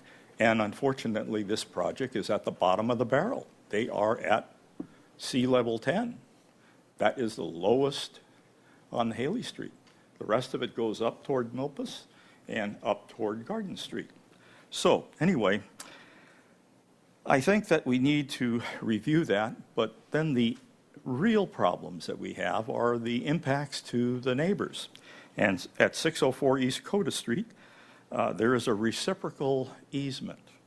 And between the two properties, and it's very specific in its language, 604 East Coda Deed, Lot 1 specifies that it has the following. Together, that's the whole property that Lot 1 is, together with a right-of-way for all purposes of a driveway over the following described parcel of land, which is a 6-foot wide piece of property on this project's side of the property line. And the reciprocal is that it also has, this project, has a 6-foot property issue and easement with the neighborhood. So, all again saying, but with just a little different language, this is subject to a right-of-way for all purposes of a driveway over the following described parcel of land, which is that 6-foot strip that I mentioned. The important word is driveway here. And it's defined in the dictionary as a road or passage along which a car may be driven, allowing access from a public right-of-way to a private garage, carport, or residence. We also use it for parking, unloading the groceries, and overnight parking for visiting family and friends. Correct? Correct. The fire code, however, defines the fire lane as a road or other passageway, and this is from the fire code, a road or other passageway developed to allow the passage of fire apparatus. A fire lane is not necessarily intended for vehicular traffic other than fire apparatus. And as a result of this, minimum 12 by 18-inch fire lane signs are posted at the beginning and the end of this fire access. And the end of the fire lane at the street, they have curbs that are painted OSHA red and state fire lane, no parking. Clearly, the fire lane is for fire apparatus only and is not a driveway to be used for anything else. So what is proposed here is taking away the driveway rights of the adjacent neighbor, which is not going to happen. Okay, now we go to Catholic Charities. The proposed projects with its 4-foot elevated tenant recreational area on the common property line, allows easy access to the rear building of Catholic Charities, and is in violation of HUD requirements to avoid a path of trespass to an adjacent neighbor. I mean, it's up 4 feet high, and when you were there, you saw the wall was only about 8 to 9 feet. So all you do is hop up on that 4 foot, over you are, and you're into the adjacent neighbor. That needs to be addressed. And then the proposed 3.5-story Haley Salsapuedes corner development will require, unfortunately, a relocation of the existing solar panels on the administration building of Catholic Charities. And this is contrary to what People Self-Help said wouldn't happen. So this represents another significant cost of relocation to Catholic Charities. So, in closing, concerned citizens have brought up many issues, and they feel the city is putting this project in the fast lane because the city is very close in this involvement. My first suggestion is to protect the families and children who are going to live in this project by reviewing the Artisan Court Redevelopment Agency project. I believe Councilman House mentioned that, and it is a good development for the time. And it is a 2.5 to 3.5 story project, just what we think should happen on the Haley corner. So this project, however, has a structural fill. It's up fairly high and separates the project from all of the highly toxic chemicals that are in the ground. They're here too. They're everywhere, because what happens is when we get high water tables, and we have high water tables in this area, storm comes, those water levels go down to the bottom of Old El Estero and start bringing up all of the old contaminants and toxics. So I think that there is no, if any of you doubt this, I would suggest that you know that Artisan Court requires all of their tenants to sign an acknowledgement that they are not going to dig, plant any vegetables, or eat anything that could grow out of this covered, contained area, period. If you violate that, boy, you're going to have to watch that little kid with a shovel. He's going to be getting into trouble. But as we know, this is how those toxins come up. And my second suggestion is that the Haley Street businesses, excuse me, and their employees will get a first chance to apply for these low-income units when this project is finally approved and built. And I'm looking forward to a timely re-review of this project by the AVR and/or Planning Commission. Thank you. Thank you. You have 18 minutes and 5 seconds left after public comment. Thank you. The applicant, you have up to 30 minutes. Thanks, Honorable Mayor and members of the City Council. I'm Ken Triguero with People Self-Help Housing. Wanted to just make an introduction for ourselves and a couple quick comments, and then we'll have our consultants. I think, Deddy, you'll be leading. Deddy will be leading that discussion. People Self-Help is a 43-year-old 501c3 developer that has been established here locally. We work a lot here in Santa Barbara, and I think you're all familiar with this. We're really hopeful that you'll uphold our approvals on this project so that we can bring this important project to fruition. We've been working on it for several years now, really, and we have appreciated the city's support so far, especially on the financing with the redevelopment agency funding and the home funding that are both specific for this kind of a project. Most recently, we received some financing from the local housing authority. That was the way we were able to keep the project feasible with respect to the units that we lost, coming from 47 in our original pro forma and design down to 40. So we really appreciate all the partnership that we've got. The population that we're going to hope to serve there are folks that are earning incomes that are at around 60% of the area median income and below. So we'll have a mixed group of folks in there. And the rents will be affordable as defined by, they'll pay about 30% of whatever they're making toward their rent. That's what will make it permanently affordable. There will be a deed restriction for the entire time that will make sure that that will happen.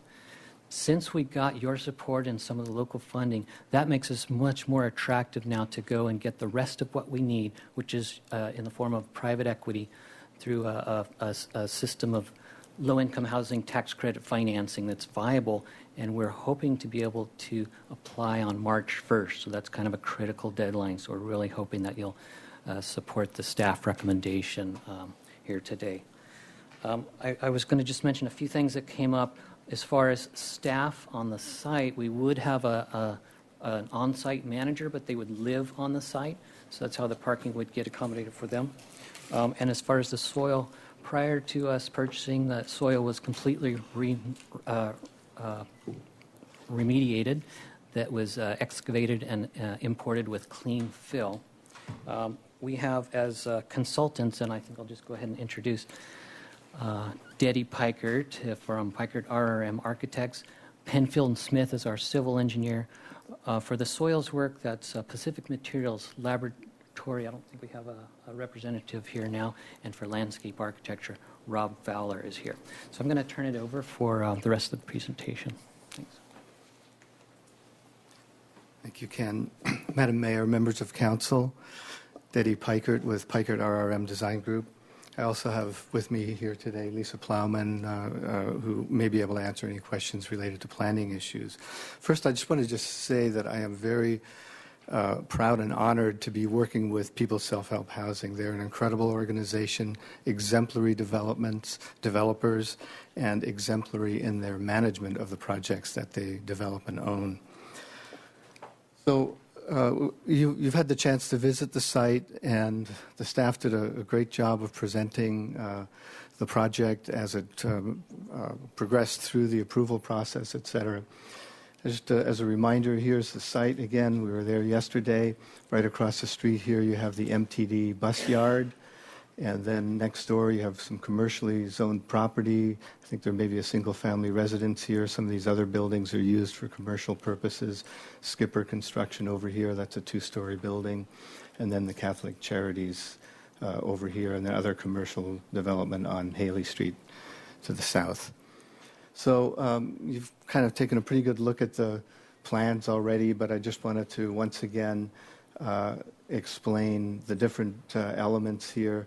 Here you see the L-shaped parking garage, which contains 46 parking spaces, with 40 of them dedicated specifically to the 40 units that are being proposed in this development. Over here you see we have a large space dedicated to bike storage, so that we'll have at least 40 and more if we can manage it in there.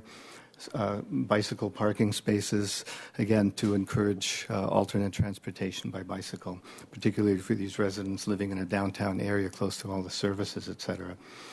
We have a significant open space on grade, which is unusual for a higher density project like this, but we were able to achieve it by massing the buildings in the 3 stories over the parking garage and then over this area here.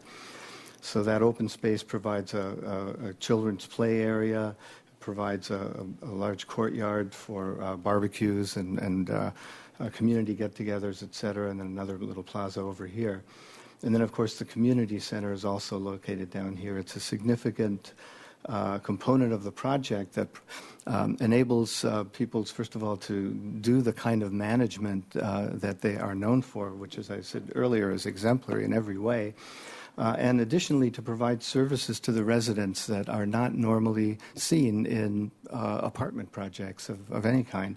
They have after-school services for kids. They have a computer room, et cetera. And if you have more questions about that, Ken or Morgan will be able to answer those questions. This area of the site is raised 4 feet in order to put the habitable areas of the development above the floodplain. That's already been discussed. This parking structure, on the other hand, is situated on grade. And one thing I'll just point out here, you'll see that there are no columns indicated on the plan, and that's for a very good reason, because we've chosen to do a structure that what we call kind of a clear span double T structure that will span the entire width of the parking garage, avoiding the columns, make it more difficult for people to maneuver in and out of the parking garage. And I would just mention that structure, because of the long span, is typically, when you consider the double T system plus the the topping slab is going to be approximately 4 feet deep. So it's a very deep structure, and then in addition to that, underneath that structure, you have to accommodate the mechanical systems, plumbing, et cetera, just so you have some sense of one of the reasons why that space is higher than the other portions of the site. So these are the elevations. This is the Haley Street elevation. You've seen the rendering that kind of gives you the three-dimensional view. You have the community center here projecting a little bit in advance of the second and third story, which is about 20 feet back. Again, it's in the Spanish Mediterranean style. And then on Celso Pueyta Street, that's kind of the long axis of the site, we've got the elevation kind of broken up by these, the appearance of separate building components, this being the piece at the corner of Haley and Celso Pueyta, and this is kind of in the middle of the block here. These two pieces are separated by the stairwell, which is recessed back in. It's going to be a very open kind of stairwell. And then over here, we have another recess with sort of a low roof portal that leads then back in a little bit further back from the street to an elevator and a stair core. But it really gives the appearance of breaking the building again into separate components there. And then you'll see that there's a lot of modulation going on with the roofs and the gables, and then some roofs are a little bit higher, others are a little bit lower, et cetera. And then back here we have another little modulation that kind of steps a portion of the building back from the entrance to the parking garage. And these are some indications of the height, and I'm going to get into a little bit more into that in a minute, but for the time being, the range of height of the building is approximately 36 feet on portions of the building and up to about 41 feet in other portions. Mr. Triguero talked a little bit about the distribution of the units with respect to the income of the residents. And again, I just emphasize this is a low-income housing development. These projects are very difficult to do. As you well know, the economics are highly sensitive to the density and the number of units and a lot of other factors. But in this case, what I'm showing in this table is just sort of one kind of cross-section, which is that 5 of the units are going to be dedicated to folks who earn 30% of the median income, which is approximately $23,800. And the rents for a unit to this income range would be about $537. And then 10 of them will be at 45% of the median income, and likewise, now you have a higher level of income, so they can afford a slightly higher rent. And then 16 at 50%, et cetera, and 8 at 60%. So you can kind of see the spread here. But if you're familiar with the housing market, you'll know that in this instance, we're looking at a typical 2-bedroom unit. A typical 2-bedroom unit in a newly developed building would be approximately $1,600 to $1,900. So this is a significant reduction and makes it possible for people who work in the city to live in this location, live in a new apartment and high quality living environment, and at the same time be close to the services that they utilize every day without having to drive in a car wherever they go. So it's a really important factor about this development. So the appeal, I know that Mr. Martinson raised some other issues which we're not specifically addressing here. There were really 2 issues raised in the appeal. One of them had to do with the driveway easement and the use of it as a fire lane, and I will show you that in a moment. And then the building reduced to 2 stories at the corner of Celso Pueyta and Haley Street. So first on the fire lane, Mr. Martinson really hasn't presented any evidence to support that an easement can't be used as a fire lane. In fact, a driveway is typically used as a fire lane in almost any development that has a driveway that goes around a development. That is how you get access to all areas of the site. They may be marked as a fire lane to avoid any kind of parking in those areas, and of course that can be done here as well. An easement in this case, since it's reciprocal, means that no one can block that easement at any time. Therefore, it's always going to be available for access either by vehicles that are going to one of the neighboring adjoining properties, or it will be available in an emergency for an emergency vehicle like a fire engine. So initially, we met with the fire department. They have the discretion to be able to reduce the requirement of the easement, and in this instance, they felt that a 16-foot wide easement was adequate. There's a letter on our submittal drawing from the fire department indicating that. However, as this was brought up in the appeal, the fire department wanted to meet with us and discuss it further, and they indicated that they would like to see a 20-foot easement if that was possible. And in fact, we, by making some minor adjustments to the project, squeezing over here a little bit and over here, moving the building over a bit, changing, kind of taking a little slice through the parking garage that we could do, we were able to add the additional 4 feet that we needed to achieve a 20-foot wide fire lane here, and still maintain an almost 5-foot planter area that is important to provide landscaping on that side of the building, landscaping and trees.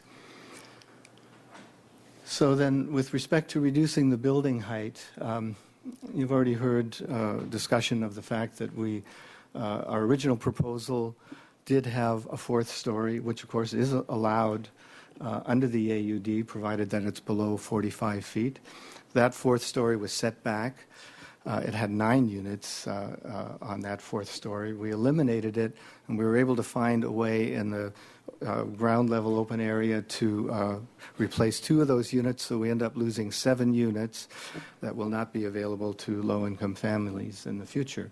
However, we felt that this was an important concession to make to the ABR because of the concern about the overall height, and we felt that by doing that, by getting rid of that 4th story, we would, avoid, further concerns about the height.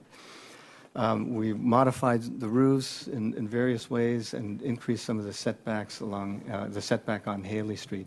So this is just a diagram showing what the building height was in that early iteration of the project and what it is now with the reduced heights. We changed some of the roof elements, et cetera. And so you can see here's the range of height from 36'7" to 41'1" back here. And additionally, by increasing the setback by a couple more feet in the planter area in front of this low portion of the building, and then being able to redesign these 3-story or the 3-bedroom units over here, we're able to push that portion of the building back as well, so that we have a total setback from Haley Street of 20 feet to this 3rd-story element here, 2- and 3-story element. And I think the notion of eliminating these 2 units just doesn't work for the economics of the project. And I don't believe that it really accomplishes any particular goals, because even if you do that, there's still 3 stories behind that. And I don't think that overall it would make the kind of difference that I think some of the commentators have been suggesting. Here's a rendering of it. I think it's, we are committed to doing attractive, beautiful, award-winning buildings, as we have done in almost every case with buildings that we have designed here in Santa Barbara.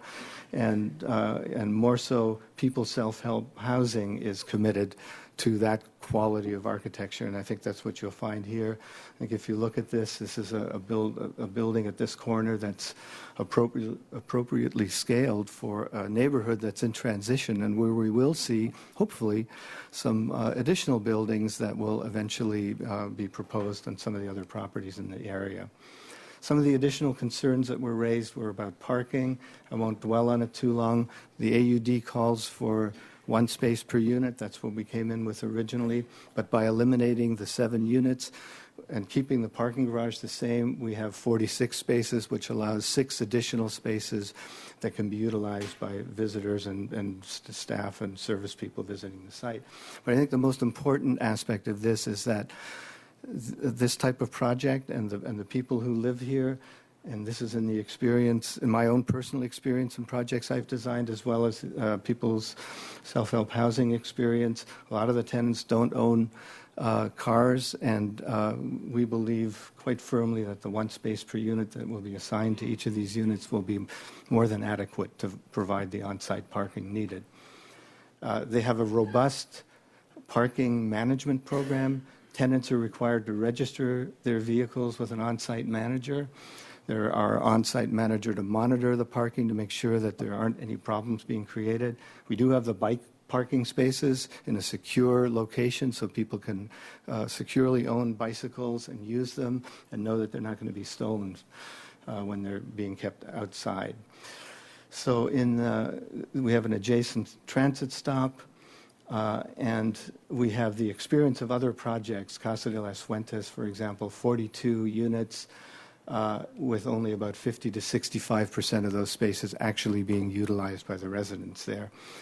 People's Self-Help Project at Victoria Street Apartments and Bungalows, they have 16 units, 18 spaces. The lot is normally only about 75% full. So hopefully that gives you some comfort with the parking that has been adopted by the general plan in the AUD.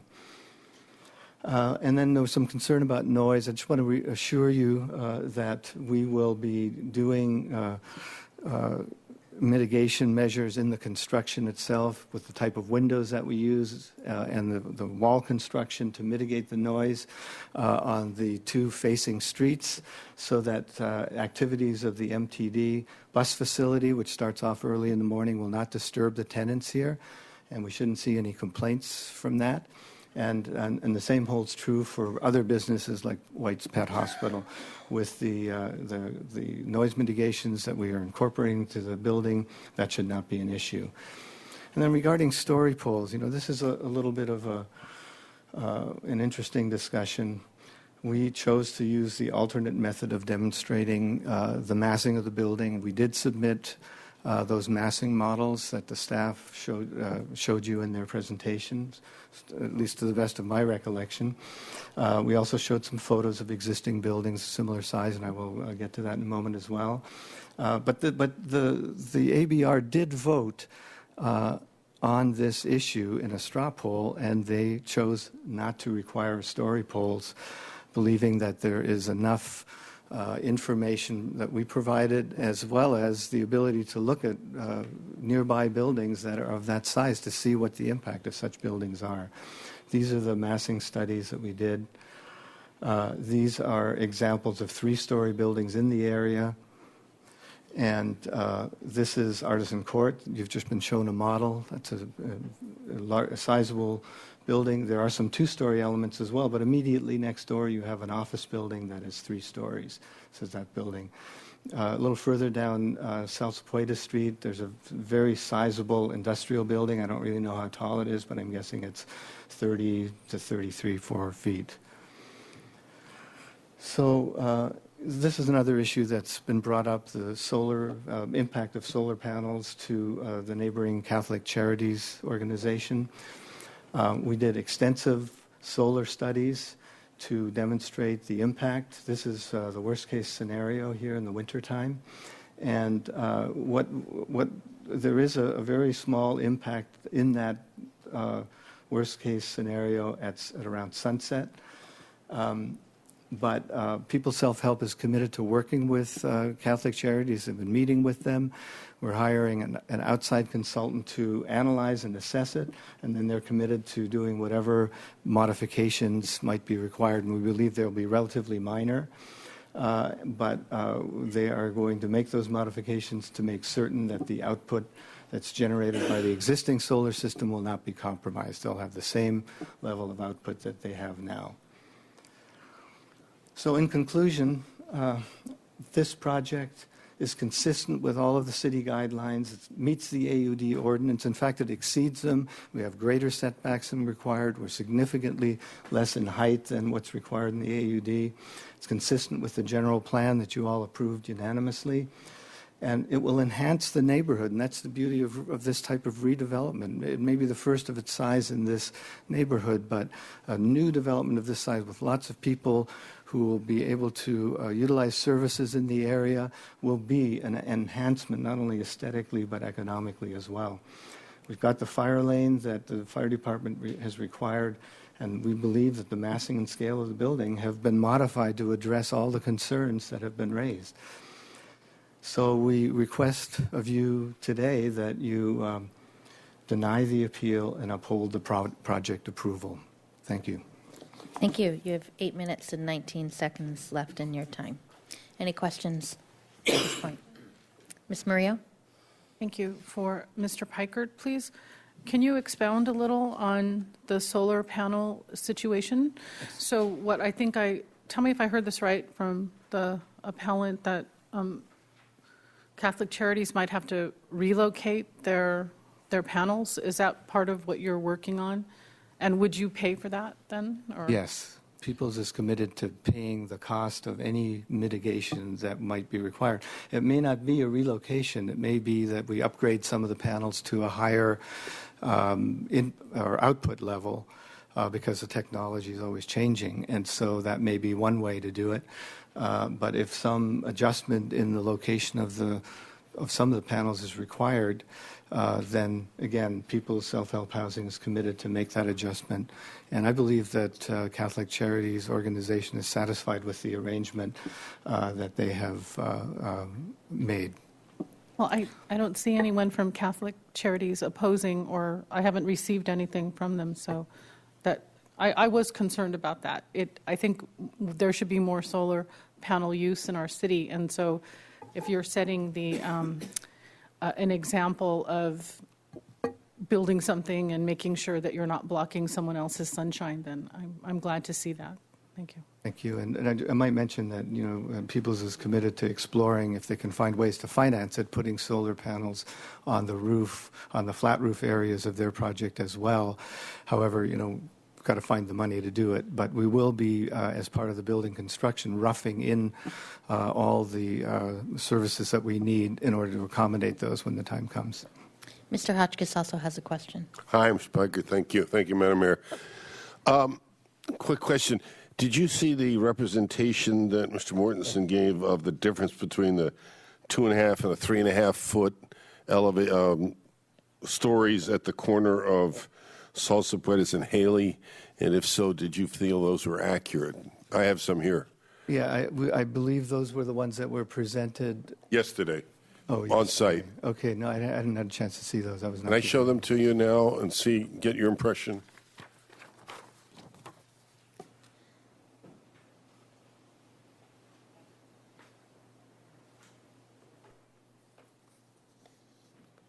May want to put it on the I'm overhead sort of so we can popping all it on you here. I apologize. talking about.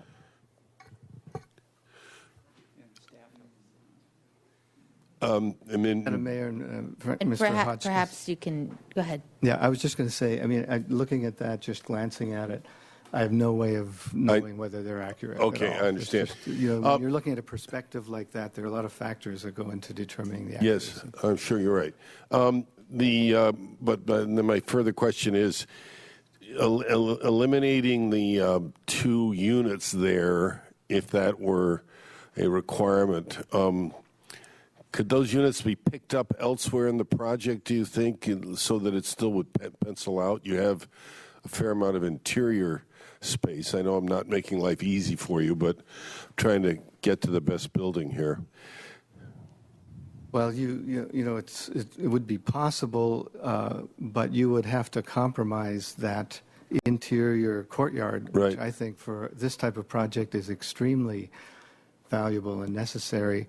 I know that one of the ABR members came up with some ideas, but quite frankly, I've been doing this for 30 years. We've built hundreds and hundreds of units in various configurations of apartments of this nature, and the suggestions made just weren't feasible. Yes, we have a nice setback on the side, but the way the units are oriented doesn't really allow us to take advantage of in decreasing those setbacks and putting more units in. So I would say that it would be possible to add units into the interior, but you would have to lose a substantial portion of that interior open space.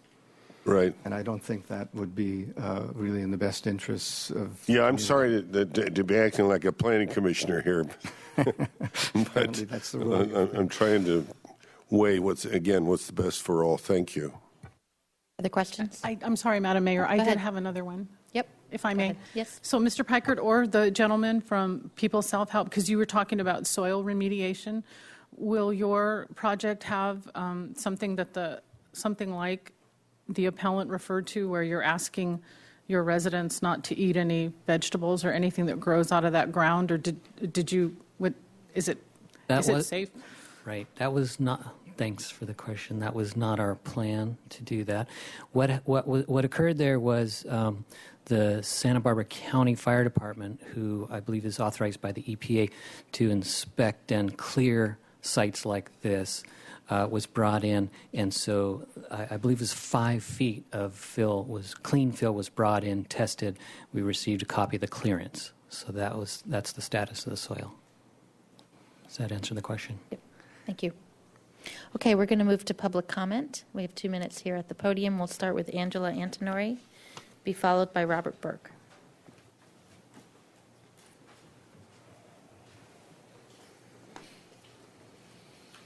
Madam Mayor and Council, thank you very much, and happy Thanksgiving. My name is Angela Antonori, and I'm the facilitator for C3H, also known as the Central Coast Collaborative on Homelessness. I'm also a resident of the city. C3H supports projects such as this one planned on Salsipuedes and Haley by People's Self-Help Housing because it employs several of the key goals and pillars of our work. The pillars of C3H that were confirmed at our recent Policy Council meeting on November 14th include preventing homelessness, supporting the retention and expansion of housing and delivery of services for people experiencing homelessness, building a results and data-driven culture and decision-making, elevating community dialogue, support, and collaboration, and encouraging commitment and self-sufficiency. This project is a stellar example of how we can pursue our collaborative work to meet the needs of our community by employing those goals. The name and vision of the organization itself, People's Self-Help Housing, demonstrates their capacity and the setting of priorities to pursue these mutual goals. We desperately need housing for families and people in this community, and we need it operated by a provider that is such as People's, that is skilled and can demonstrate data for how this work can be done to benefit the community. We urge you to support the proposed project and to allow it to progress as quickly as possible. Thank you. Robert Burke, and is Bobby Tuskin here? Thank you. So you're waiving your time to Mr. Burke, so you have up to 4 minutes, and you'll be followed by Rolf Geidling. Thank you. Madam Mayor, council members, I'm Robert Burke. I grew up in an affluent town. Paul Harvey lived down the block and around the corner. The next door neighbor owned a steel mill. I have pictures of my parents on his yacht. It looked like FDR's. There were 2 Frank Lloyd Wrights on my block, one with the tree growing through the roof. One of my junior high school buddies had a gallery of paintings on his living room wall. One was an original Renoir. During the Bishop's dinner one year, we had some Pacific Rim Islanders at our table. They were dark-haired, light brown-skinned, dark-eyed, and shorter. How quaint, I thought, to have them there. At best, this was patronizing. At worst, it was bigotry.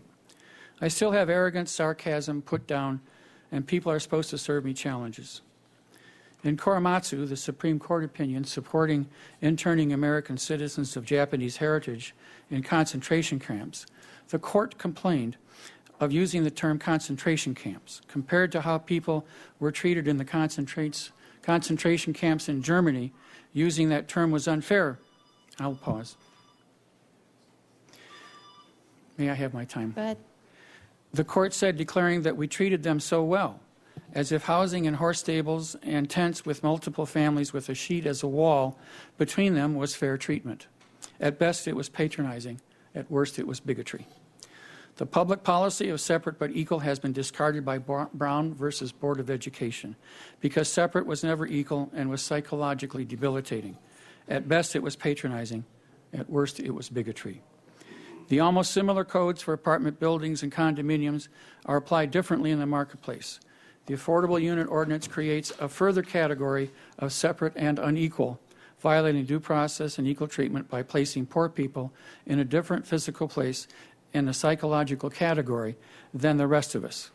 They are treated and regarded differently, but we treat them so well, we declare. When we build a structure, we are not just rearranging mud and sticks, but creating a consciousness and physical proportions that interacts with the inhabitants and the inhabitants with the structure. To build directed by a poverty conscious of separation and isolation inures these mind patterns to the inhabitants, who then suffer social isolation and psychological inferiority. We have too many incidents of inhuman legal treatment of our citizens being denied manifesting their destiny, but not to be suspicious of ourselves when we create separationist policies. The Bill of Rights, being newly ensconced, followed soon by the Alien and Sedition Acts that put people in jail for voicing their freedom of speech. Dred Scott being denied his freedom because he was declared a piece of property.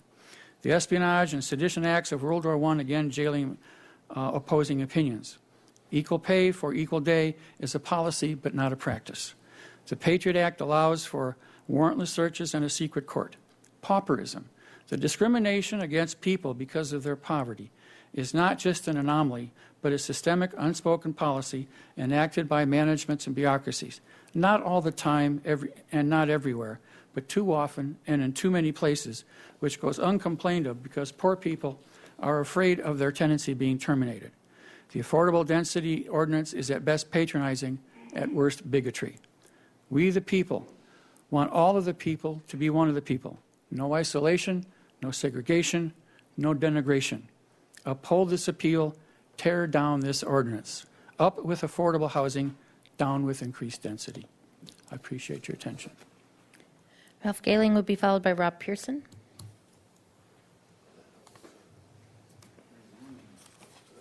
Good afternoon, Mayor and members of Council.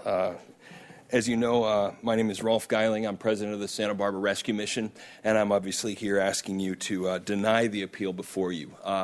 Obviously, the question before us is dealing mainly with physical elements, but obviously I speak out of concern for the work that takes place within the proposed facility. For those of us who are committed to ending homelessness and working against it, one of the most vexing problems we have in our community is the lack of appropriate places for people to transition toward appropriate autonomy and self-sufficiency.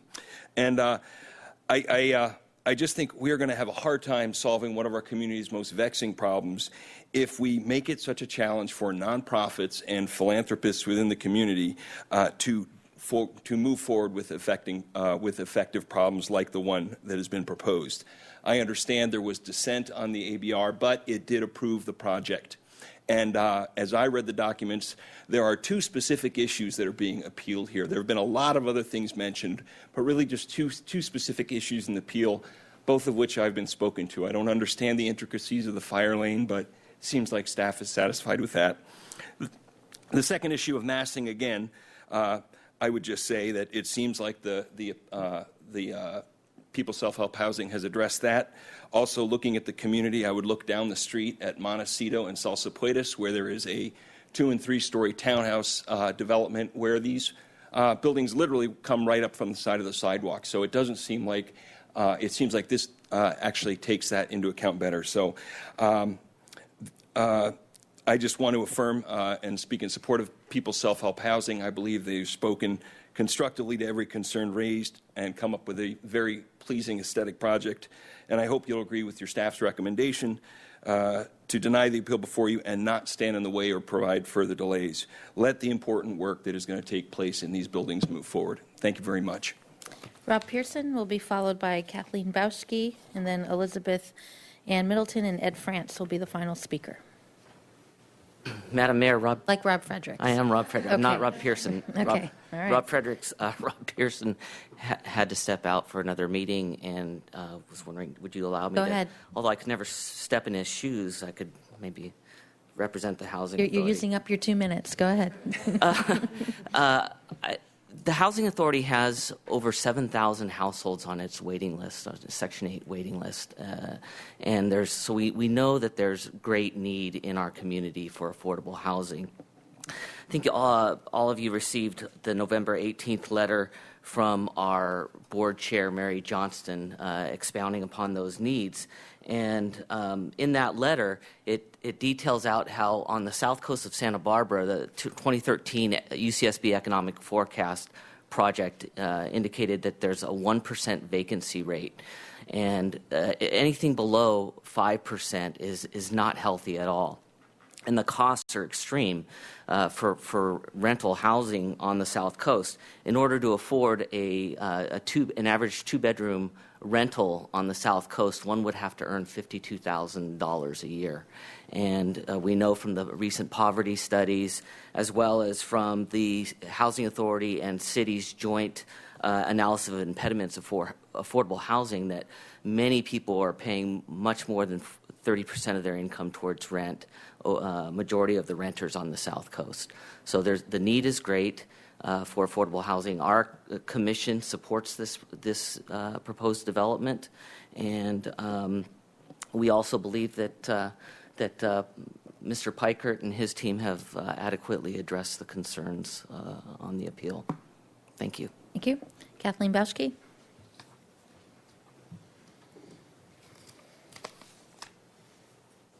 Madam Mayor and City Council members, my name is Kathleen Bauschke, and I'm the Executive Director of Transition House, an emergency shelter and permanent housing provider for homeless families with children.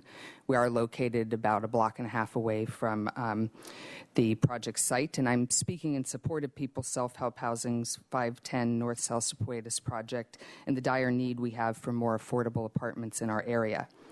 The greatest challenge for families in transition houses shelter is the lack of available rental housing. Very low rental vacancy rate locally is creating great difficulty for families trying to return to housing.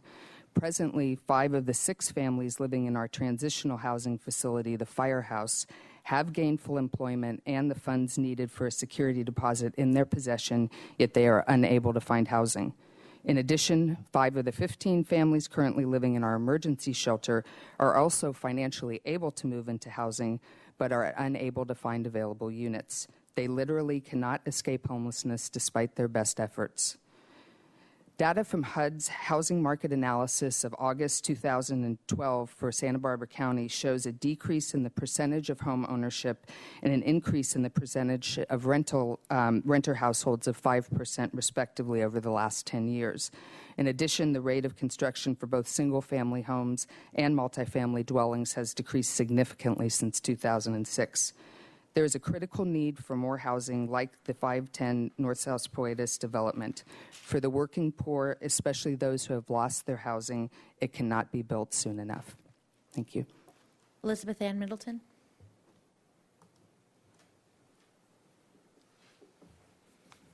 Well, I would speak on behalf of this project as a People's Self-Help Housing tenant. So good afternoon, and it is a privilege to be here. My tenancy with People's Self-Help Housing began in March of 2005. The last straw for me was in January. I had paid first and last month for a room in a house on Castillo Street, and the day after I paid for my second month's rent, the landlady came and told me I had to move because she was selling her house. So then I discovered People's Self-Help Housing, and there was a vacancy in the Victoria Hotel. And my friend said, "Why are you moving in there? It's a residential hotel." Well, I'll tell you why. Because I felt safe there. I could go in my room and lock the door, and it was like a sanctuary, and I felt really safe. And I can tell you that as a lifelong artist, musician, mother of 2 children, very good children. My son is a technical director for the Department of Defense at Vandenberg Air Force Base, and my daughter is an artist living in Albuquerque, New Mexico. And as a woman, my life has been very interesting, but not always very easy.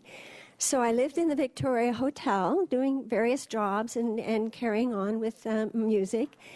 And then I found out that Casas Las Granadas, which was part of the city of Santa Barbara and the Granada Theater and Parking Garage downtown project, was being built. So I immediately signed up, got myself on the list. Then I actually programmed a crystal. I said, I want to live in this apartment building. And I took it to the fellow who was building the building, and I said, I really want to live in this building. And what do I have to do? And he said, well, make sure you're on the list. And so I was. And we put the crystal in the wall. Mrs. Duncan couldn't believe it. So I was the second person to move into the building in January of 2008. And I invite any of you to come if you have any doubt whatsoever as to the aesthetic value of this beautiful building right across the street from the public library downtown, 21 East Anapamu. I welcome any of you to come and visit me. Just get in touch with Rochelle at People's Self-Help House. I'd be more than happy to show you my apartment. I just love it. And I feel that it has made it possible for me to continue as a contributing member of this wonderful city that has been so good to me. So thank you very much. Thank you. Ed France. Madam Mayor and Council, my name is Ed France. Thank you for your patience. For the last year, I've worked at 506 East Haley, which is a block down from this project site. The years before that, I worked at Montecito and Salsa Puertas, where it becomes Calle Cesar Chavez, across from what is now the East Beach Collection. I didn't know how I'd feel about it when it was being built. I'm glad it was built. I have friends who live there now, and I'm glad for the housing. We sorely need it. I will continue to work at this area. I love our neighborhood, and I'm glad to have been here today because I appreciate this project, and I'm hopeful that this will help get folks who need better housing into better housing. And thank you. Thank you. Okay, the appellant, you have some time left. Did you want to say anything left? You have up to 18 minutes and 5 seconds. All right. Thank you, Madam Mayor. I'm going to give 2 minutes of that to Dr. Posch to address the council. The first thing that I want to ask, and this will be directed to Mr. Pickert, is who was legal counsel? You need to address us, and if he wants to answer, he can. I want to know who legal counsel told them that this they could use the driveway. And the reason I'm saying this is, as a forensic, I am in court more often than I would like to be. Forensic means to talk in court. But there is a huge amount of easement, lawsuits, that is just filling the court. It's ridiculous. People don't want to comply. They hire a lawyer, and both lawyers do quite well, I can assure you. But this issue on the fire lane and the driveway reciprocal easement is very clear to other legal minds. And so I'm just trying to reinforce that this is very important, that we don't make a mistake here. And in support of Mr. Pickert and People's Self-Housing, I really was impressed with the Dahlia Court project that they had down in Carpinteria. It fit into the neighborhood just like it was almost always there. And that's the kind of project that I would like to see up here on the Haley Corridor. And addressing the clean fill that was put into the site, it was mentioned here. My understanding is that 800 tons of contaminated material was taken out of this site. That represents about 3 feet down into this site. So they brought back 5 feet of clean fill, filled it in, but we have to remember that the water table is at minimum usually 4 to 5 feet. And as soon as we get rains and we get that water level, it is going to percolate up through this wonderful clean soil fill and contaminate it. That's why I keep repeating this issue on Artisan Court and making sure that we protect the people that are going to be living in these units. And I have nothing against this low-income housing development. The only worry that I have, and I'm that old, to remember what happened to Wilshire Boulevard down in Los Angeles right after the Second World War. It was all wonderful orchards until you got to UCLA, and then it became orchards again until you got down to Santa Monica Beach. Now, everyone wanted to start the high-density issue, and it literally grew like a cancer. And I don't want to see that here in Santa Barbara. So I will step down unless there's any questions and allow Dr. Posch to come up and address the council. Thank you, Madam Mayor. Thank you, Councilman. I thank you for listening to me today. First of all, I have a lot of people that I talk to on a weekly or even more often than that in our area, but all of them tend to want to stay outside and not be known. As far as Catholic Charities, I just had another interview with them yesterday, and what happens is that they would prefer if they be a Catholic Charities and not tooting their horn. But they told me yesterday that at this particular place, with the console that they have, with the people that they have, they will have to move it because People's Self-Help is going to go ahead and destroy that particular solar panel. That's what I heard. I can only tell you what I heard, and I tell you truthfully. When we first started on June the 10th, I went ahead and after we went on the first ABR meeting, I was at 45 feet. Coming back the next time, being at 43 feet, just seemed like, where did the other story go? They had 8-foot ceilings before. Now they got 10-foot ceilings. I just can't see. I just would love to see something small. A professional person did that for us. And what happens, he's done a large number of other things for you that you've seen before. And I think he did a good job. It's just too big. I went ahead and apologized to People's Self-Help, and I said that I was not against them in any way. I am for low-income housing, but I am against the project because the project just doesn't fit. And even like we said, let's do it a little bit at a time. And what happens is, like Mr. Sink said, let's do a little bit at a time, 40 plus, and I think right now, I don't know how they get 41 and 37. We never saw those numbers before. I don't know what they cut, and I guess we'll have to see them again at another ABR meeting so we know where those go, because I've never reviewed those. My final thing is, I guess I got two things. I wanted to go ahead and meet with Ms. Duncan, and after our first meeting on that of June the 10th, I went back and talked to her when she was going ahead and looking at the different people and outside the bank. I says, please, let's do a win-win project so that the people that are going ahead and living in here are safe and not have the toxic chemicals that I know that are having a problem over there. And we can go ahead and be able to go ahead and have the people along the corridor win something.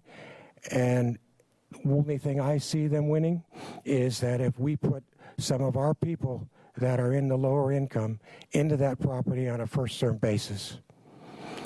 And the final thing is, I've lived in that area more time in my life since 1973 than any other place in the world. I know what's going on there. I proposed and that have told them when they wanted to come out with a 100-year data flood report. I give them a report, and it was truthful. They never used it. It went by the wayside. I have seen numerous times where we have had data flooding. I have even had my own car flooded up to 4 feet. And they don't understand. The first time they go ahead and have a flood there, they're going to go ahead and have all those cars are going to be flooded. I don't think they should do that. I think they don't understand what's going on. We have a lot of water. We have water from 3 areas. Number 1, from the rainfall. And number 2, we have that of our biggest water is the water that flows in there. 150 acres of flood, and that's the lowest part. It's questionable that area is even buildable in my mind. I thought I might expand over there, and I was told not to do it. And yet, it's definitely non-economical, that's for sure. And the last thing I'd like to do, the third water is the water that flows from the Riviera, comes down underneath, and we have documentation on a record that 4 feet is where it is. And what happens is that how are you going to build on that kind of property? I don't know if I can or not, but I would like to ask our architect and the architect group how they are going to support this huge, massive building in our area. I think it's going to be a difficult task. That's why everybody else is small. That's why Catholic Charities is 17 feet tall. Catholic Charities are putting all their money into that of the people. They don't need a big building. He doesn't need a big office. He needs to have money to provide. He does a wonderful job.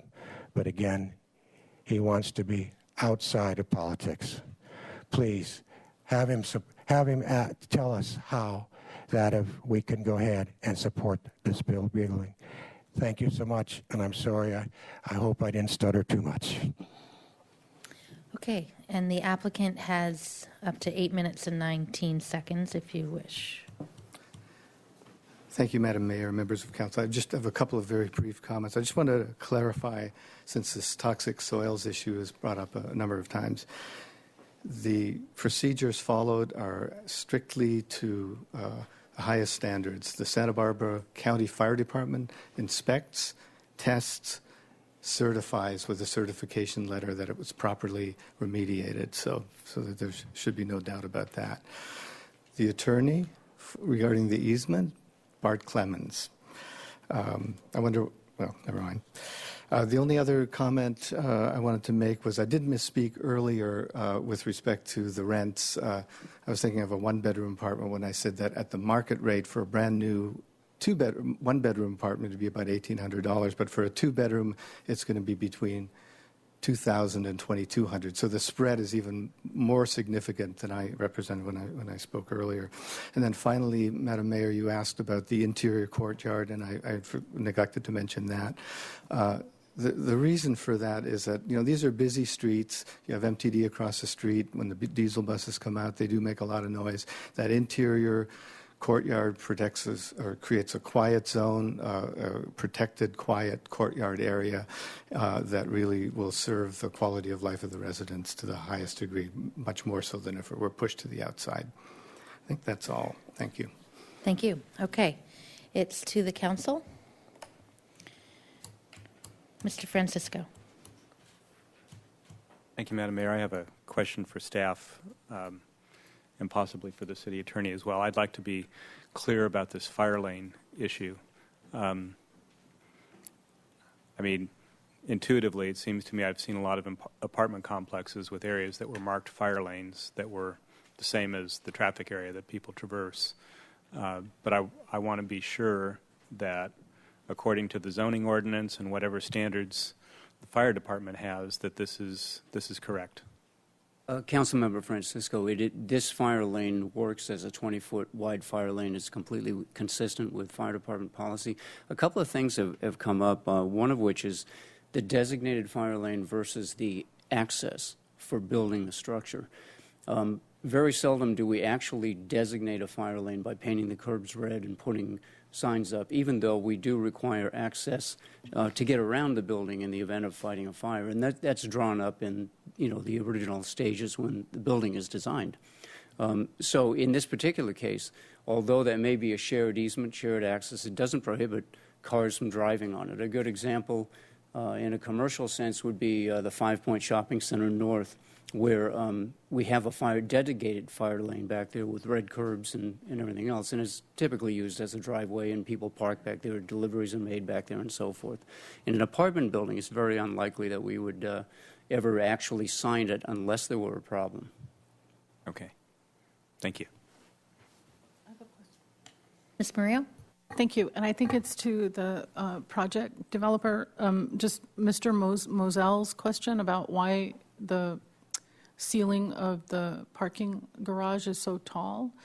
And if you addressed it and I missed it, I apologize. But I have notes, and that was one area where I'm just wondering if you had a response. And I think he was saying that if you lowered it, then the whole building would be a little lower, I think. Well, maybe we should pull up that graphic. Madam Mayor, Councilmember Murillo. As I explained, you know, the principle behind it is the clear span, deep structure, so you've already got quite a bit of that height taken up by the structure, and then the mechanical equipment that has to run back and forth from the front to the back of the building. This exhibit just kind of shows the floor level at that second story approximately. And the garage is lower than the floor level of the main level because of the 4-foot height elevation for the floodplain. The problem is that if we lowered just the garage, you would have to initiate a couple of changes that are quite costly and not really the best design solution. And that is you'd have to have some ramps that go between the levels, or you'd have to have a multi-stop elevator that kind of goes a half, or not even in this case, it would be just the best we could probably do might be a foot and a half or something of that nature. You'd have to have an elevator that stopped, a foot and a half at that alternate level. The only other solution would be to have 2 elevators, and that would add another $100,000 of cost to the project that we simply can't afford, and it really isn't necessary in this case. We want to keep that level all the way through, and that's the explanation. I'm remembering you talking about that earlier. I'm sorry, my brain didn't retain it. Thank you. Mr. Rouse? Thank you, Madam Mayor. A question perhaps maybe for Ms. Weiss. Just to clarify for the public, since the notion has been brought up about the soils and the floodplain and all the other potential engineering construction issues, how are those determined? When are they settled? Is that something that's been tested and proven out already? And where are we in the project on that? Thank you, Madam Mayor and Councilman Rouse. The soil conditions, as the applicant has explained, we have been informed the same. That was a necessary component of their acquisition of the property, that there was environmental soil testing and a clearance. So our understanding is that it is officially cleared by the county. In terms of what would be a prudent concern, having known that this site did have contaminated soils in the past, sometimes people will put deed restrictions. Agencies will impose such conditions. I'm not aware of any such conditions on this property. In terms of what's going on at Artisan Court, I don't know if Mr. Fredericks is still here and wants to speak to that. That's a housing authority property. I know that they have raised planter beds for a vegetable garden, which is a good solution for gophers as well as other concerns. So that's an option if they wanted to grow food, but I'm not aware of any restriction. Further confirmation of the health of the soil or drainage, and we'll have the stormwater management program. That will all come in the building final design and plan check stage. But at this preliminary level, staff is not aware of any high-risk matter and with that regard. In terms of the flooding, what was your other question? I do see that the Penfield and Smith engineer for the applicant team, I believe, is here. Our staff, Stephen Greer, the environmental analyst for the project, working with the housing staff as well, was needed in order to secure the appropriate funding and HUD clearances. Engineering study of flooding potential was necessary and has been done, and I believe Mr. Bowman gave a general comment in terms of what the findings were of that engineering study, and it's been reported approximately a quarter of an inch increase. I think that's another good reason to leave some open space on the site as well, is just that, again, if more of the site is paved, that's more runoff. So I believe the calculations have been done based on the current plan, and the conclusions of the engineering study were reviewed by our building official, the floodplain manager, and those were found acceptable. So I'm just reporting what I understand. All the appropriate diligent review, has occurred. Thank you. Mr. House?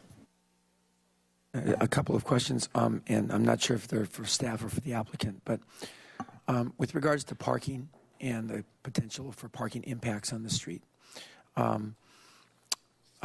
maybe Mr. Dayton could help me on this, or somebody from the staff or from the applicant's team. But how does a residential facility like this, what's its impact on the business environment in the surrounding streets? I mean, there's a concern that our one parking space per unit requirement would be maybe not sufficient. I know I saw those planter boxes, by the way, the other day at Artisan Court, and it's at the back entrance near to the parking lot, and the parking lot's pretty much empty when I was there, and it was the middle of a regular day. So I'm wondering what's the impact of a project like this on the street parking? Madam Mayor, Councilmember House, we don't exactly know with this client, People's Self-Help, what the impact will be. The baseline of where we're starting is that the ordinance that was created, the AUD ordinance, is intentionally done at one space per unit, no guest parking, to get all the other things that we were trying to get, which was affordable housing at a smaller cost and keep the buildings lower. So that was council's intent, and I think that'll be very successful. The challenge is that one space per unit doesn't always meet the parking demand. I could imagine, I'm just not willing to say whether it is or not. I'm going to say it's not going to meet the parking demand because of the community center and just seeing how it all plays out. We did meet with some business owners in the area who were concerned about this. Obviously, when you have a building going in, there's a vacant lot there now. Mm-hmm. It's pretty obvious that on-street parking is going to be used as a result of this project. So the business owners are concerned about that, and what we told them was, yes, and it will be a more intense use, obviously, from what is there today, and that we can manage the parking in the area with the regulation we put on street, which is 15 minutes, loading zones, 90-minute parking, and then unregulated curb parking. And we can manage that to create a favor for the customer parking. All the buildings in the area largely do not have their own parking at all, so on-street parking is really important to businesses. The catch-22 there is that when we regulate for customers, we also limit parking for employees, which is just the other side of it, because there's really three people trying to use it. There's the residents, the employees, and the customers. So if that is the primary thing we're wanting to do is sustain, we do this downtown. We absolutely regulate parking to favor customer parking. So if that is the drive, and I would imagine it would be here, that when this building goes in, we would look and see what's changed, who's using the mainly the unregulated curbside parking. Are we getting a squeeze? Are customers making it more challenged to come to the businesses in the area? And then we can adjust the regulation on the street to increase the amount of customer parking if it does become an issue. There would be like 90-minute parking or things like that, right? That's correct. And probably not residential parking permits, because downtown we don't offer those. That's right. With new buildings, we don't offer that program. And just to give you a heads up on that, which may be just anticipate what you might hear, is once the building goes in, the residents will obviously be your constituents. And they may say, hey, what is this increase of 90-minute parking going in? I want to park on the street too. In other words, this will become a neighborhood with various interest groups. And so if that's your desire to sustain that customer parking preference, then that would be your answer. I see. I was anticipating too that residential users are coming home at night, if they're using a car, bringing their car home with them. But during the day, they probably have it at work. But we don't know with the community center, I guess is what you're saying. That's right. We don't. Okay. And then another question, which is not for you, Mr. Dayton, but I had my business in the 500 block of Haley, near where Mr. Francis is right now, back in the 70s. And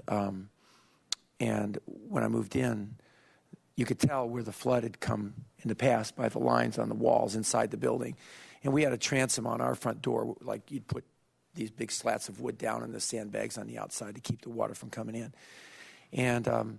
And other businesses had been built up higher off the street, and so they didn't have that because they were up high enough. But then something seems to have changed in that time, because we had those floods kind of rhythmically, frequently, and they were really high.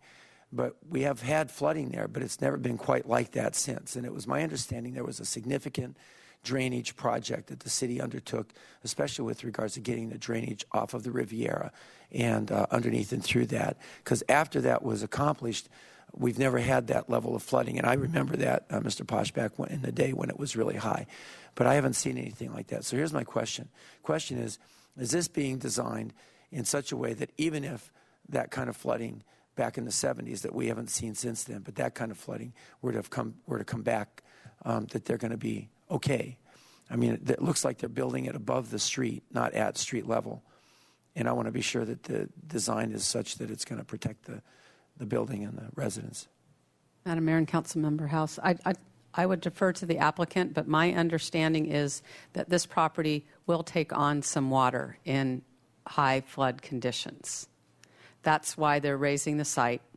Right. Hopefully, in most instances, it won't go above the 4-foot level, which is the base flood elevation. So in extreme flooding, the property could take on and retain water, not be able to have it flow off fast enough given the amount of rainfall and the amount of water being carried in the street storm drain system. But you have the engineer here, and I think it would be maybe best. we should hear about that. I think that's important that we really understand how this project's being designed to ensure that that's not going to be a life and safety issue. You could state your Madam name Mayor. for the record, please. My name is Craig Stewart. I work for Penfield and Smith Engineers. I'm a certified floodplain manager. The project is in a floodplain. The official zone is a zone A, which means that the 100-year flood elevation has not been determined by FEMA. We based our flood elevations on a two-dimensional flood analysis that was done by the Corps of Engineers back, I think, in 1995. It's, to the best of my knowledge, it fits and raises the flood elevation at or above what was noted in 1995, which would have been the worst flooding that we'd seen in that area for quite a while. And it meets the requirements for the 100-year flood elevation. So designed so that the people who are living there on the ground floor aren't going to be underwater. That's correct. During the flood. The finished floor elevation where people will be living will be above the base flood or 100-year flood elevation. Okay, great. Thank you very much. Maybe somebody else. I'm willing to hear as much on this as possible, Madam Mayor. Madam Mayor, could I address the other part of Councilman House's question directed toward the applicant about our expectation about parking? I thought I would mention, since we do have 4 properties here in town, that I'd say that at Casas Las Granadas we have 12 units, 3 residents-owned cars. At Ladera we have 51 units, 45 have cars. Victoria Hotel, Victoria Street, 28 units, 3 residents-owned vehicles. Victoria Street Apartments and Bungalows, 16 units, 12 residents-owned cars. Now we would expect, a little bit closer to 1 per unit since this has more 2- and 3-bedroom units. But that's an example of what we have experienced on the ground. The other thing is we call it community center, but it's really about resident uses. Maybe we should call it common area. Primarily what we do in the community center, if you will, is provide an after-school program for the resident school kids that come in there. So there's not a lot of outside parking traffic generated associated with that, just for your knowledge. While you're up there, the 6 additional parking spaces, now that you've gone from 47 to 40 units, what's the purpose? Will they be for residents? Will they be guest parking? What will they be? We're just going to leave it in as guest parking. Guest parking. Right. Yeah. Okay. Right. Thank you. Mr. Hotchkiss? I'm sorry, were you done, Mr. House? Yes, I appreciate those answers. Thank and you. if anybody thinks of anything else in those topics, I'm all ears. So thank you. Mr. Hotchkiss? Thank you, Madam Mayor. Just a quick question for Mr. Dayton. We have 2 needs down there. One would be for resident parking, and the other would be for employee parking. Can we not have a mixed parking system where we flag or, mark one half of the block one way and the other half the other, so we can have our cake and eat it too, as it were? Madam Mayor, Councilmember Hotchkiss, that's the way it is assigned today. Right. Largely, there's a couple blocks on the mountain side of Haley that are unregulated, and then on the ocean side of Haley, it's regulated at 90 minutes. So we kind of have that mix right now. Oh, and we could adjust that as needed if you saw that That's right. clearly. Okay, thank you. Just no parking meters, right? If I remember. That was a joke, Mr. Okay, Mr. Rouse. We don't joke about parking meters. Thank you, Madam Mayor. You know, a little while back, I went to the stakeholders with Mr. Dayton, and we did talk about their main concerns. Mr. Posh wasn't there, but it was the rest of the business owners and a few of the residences around there. And their big concern at that time, besides not knowing what the size, bulk, and scale of the building was going to be, was about traffic, parking, and circulation. The effect that this project may have on just that, which.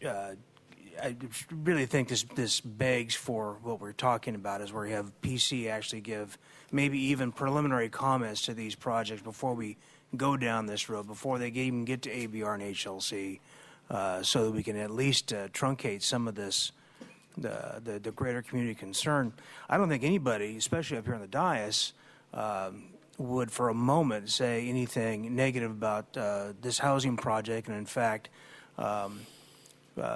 People's Self-Help Housing has such a good track record of how they operate their facilities that it gives neighbors quite a bit of comfort when you can go and explain that to them, and you see these projects, how clean they are, and how well the entire operation goes. So I think that's without question. But I'm given a little bit of pause by the division on ABR about the size, bulk, and scale. I realize that there's an economic viability factor involved here, and that we want to maximize our amount of units on this site.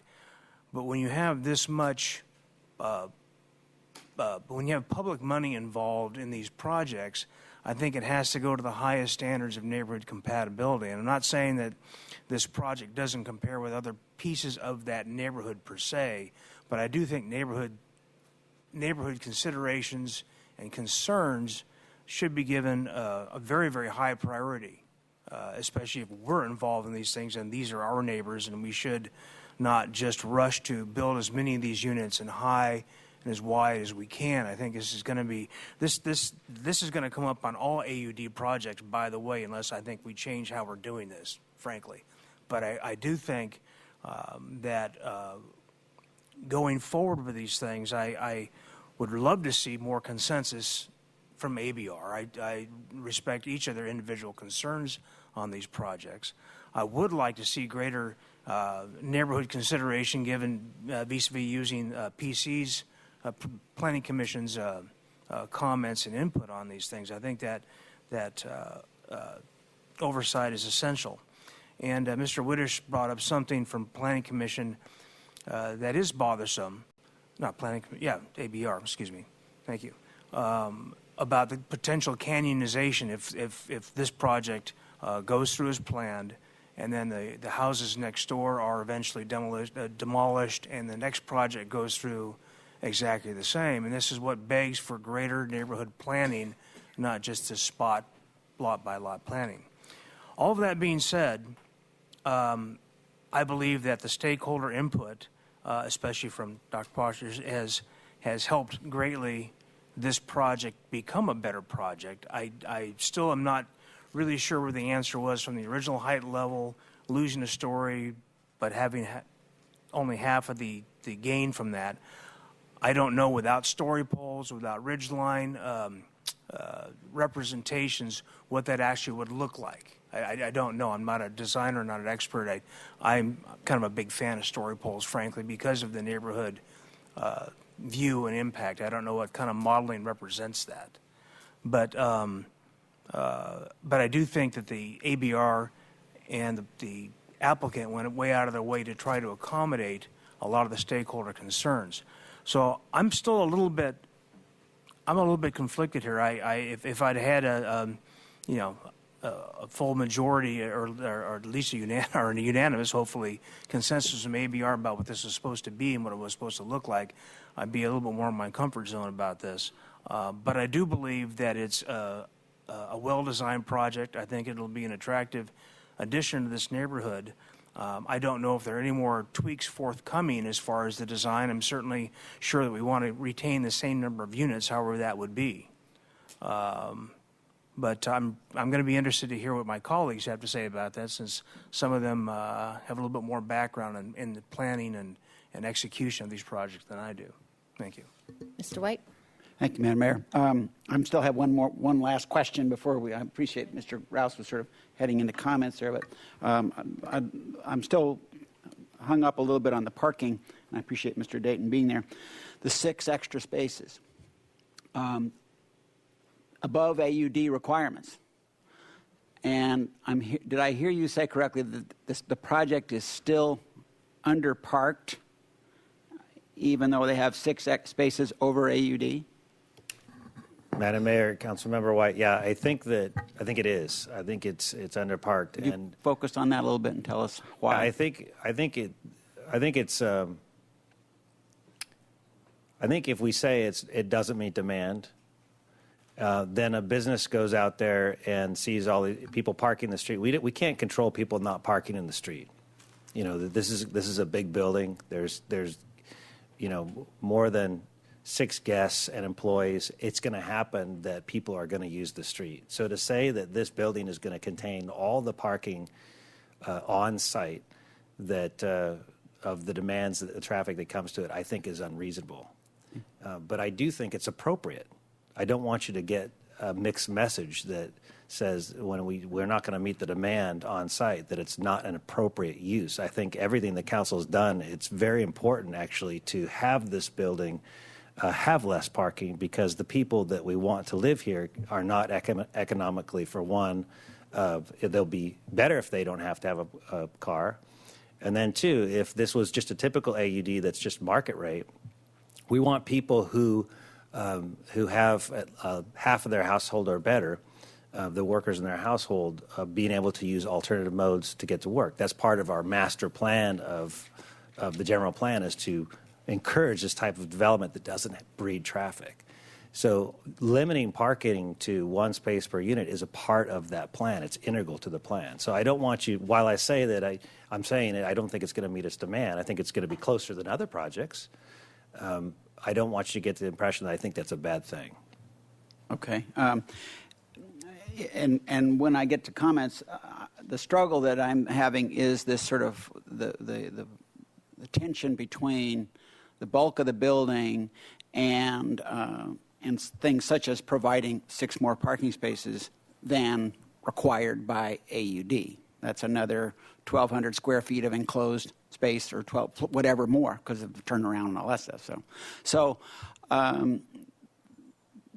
if this were coming in at 41 units, so 41 spaces instead of 46, 40 instead of 46, 1 space per unit, would staff support that as going forward? Absolutely. We're supporting what we believe is the council has set a compromise position at 1 space per unit, no guest. And that is integral to the equation of the planning that you're providing for the next 20 years. So we see that as something we're going to support every single time. Okay. And yes, as we've said in the process, it doesn't meet the demand that a building will typically have. But this is not a typical building, no. Not a typical building. And the management has the ability to control car ownership, or at least car use on site, or anyway have some direct involvement. Now, that's not a question to you. I guess that's a question to the applicant.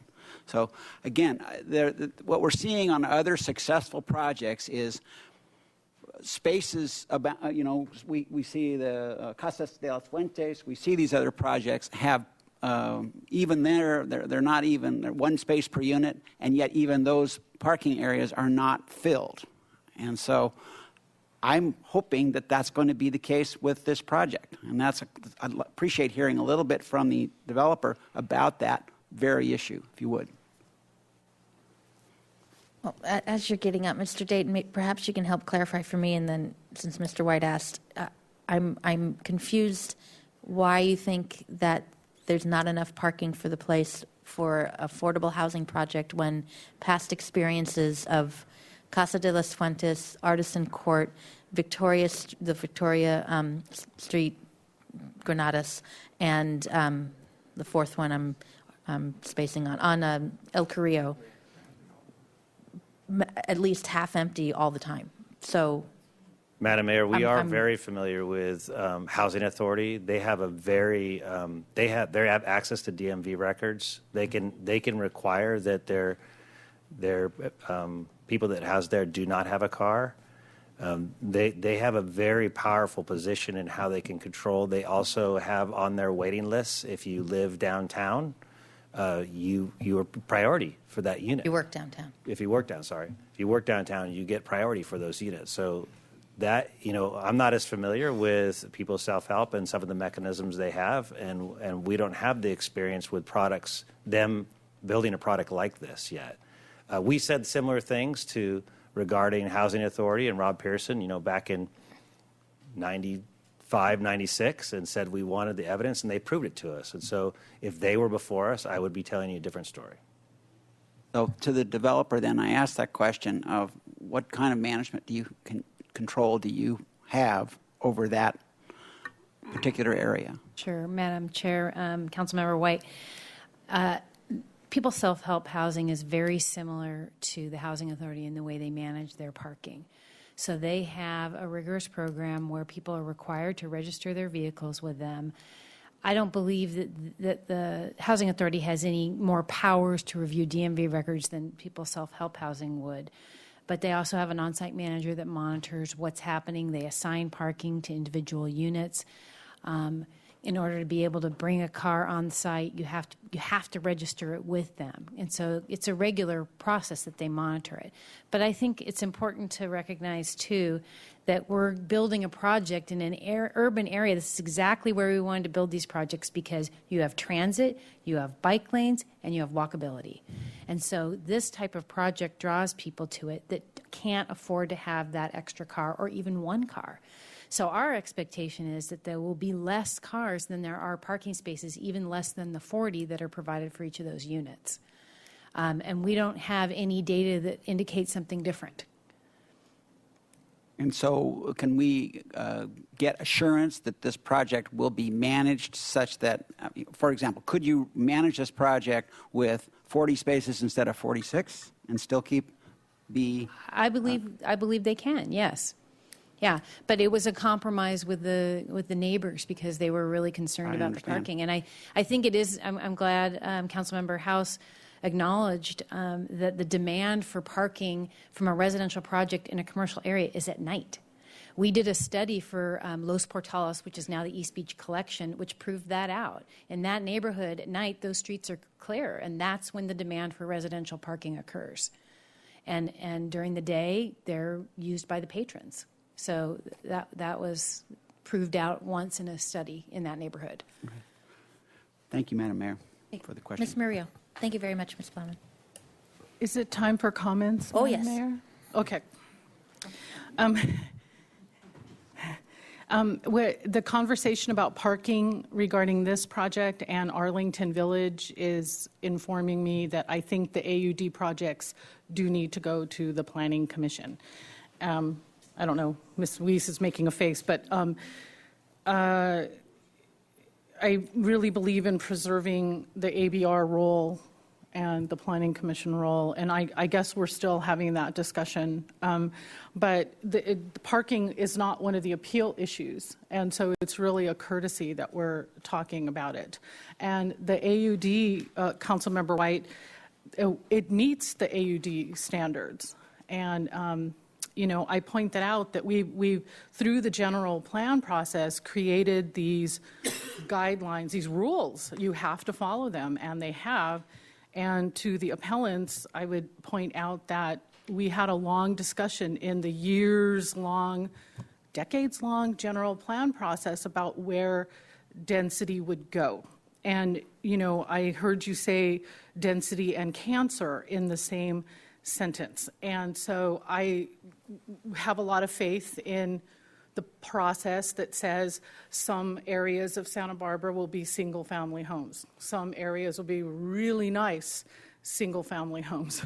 And then some areas, people will live in apartment-like conditions, and we hope that they're nice conditions. And that brings me to Robert Burke's comments. And I appreciate what you're saying. We do need to provide quality housing for people, but people self-help housing is not going to build a 3-bedroom, 2-bath house on an acre for a low-income family for $500 a month. Come back to reality, Robert. You know, what they're offering here is something really wonderful. And this month alone, I've gotten 3 calls, people who need housing, and it's the most heartbreaking phone call that I get as a city council member. One woman lost her housing because there was a fire.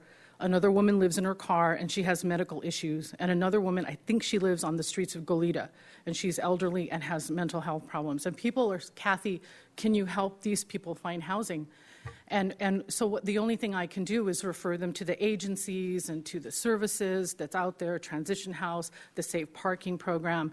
And I feel impotent sometimes because there really is not extra housing somewhere. If there's an emergency, people complain that there's no emergency housing. Well, that would mean that some place is just waiting for an emergency to happen and there's a vacancy somewhere. So the 1% vacancy rate is brutal, and I've lived through it. And so we're trying to solve a problem here. And I have high hopes for the AUD, for the average unit size density incentive program. There's still some mountain views left. I'm sorry that some of the mountains are getting blocked, but even the picture, the modeling that you threw up there, I could see the mountain straight up through Haley. So there's still a little bit of mountain. Okay, I know, a little bit.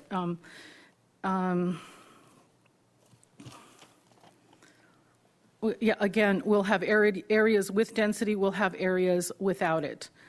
And the only thing I'm really worried about is the corner of Haley and Salsapuedes, because when those tall buildings went up on Chapala Street, there was height shock, if you could call it that. And so that's what I'm worried about, if that corner is going to shock people. So I'm waiting to hear what Councilman House, because you were in the Planning Commission for a long time and you know how it translates, you know, when it's actually built. But from what I can tell, I think it's going to be okay, that corner. And leaving those, was it 3-bedroom units up there in that corner? So I'm keeping a good thought for that, and I'm leaning towards denying the appeal, Madam Mayor. Thank you. Mr. Francisco. Thank you, Madam Mayor. So I agree with Councilmember Murillo that projects of this size need Planning Commission review. I think that's abundantly clear, and that's something that's going to have to happen. In terms of the appeal that's before us, the fire lane, as far as I understand it, is not an issue. The massing of the building is an issue. And to a certain extent, we're going to come up against this on any AUD project. This is an experiment in increasing density, and these buildings, by definition, are going to be larger.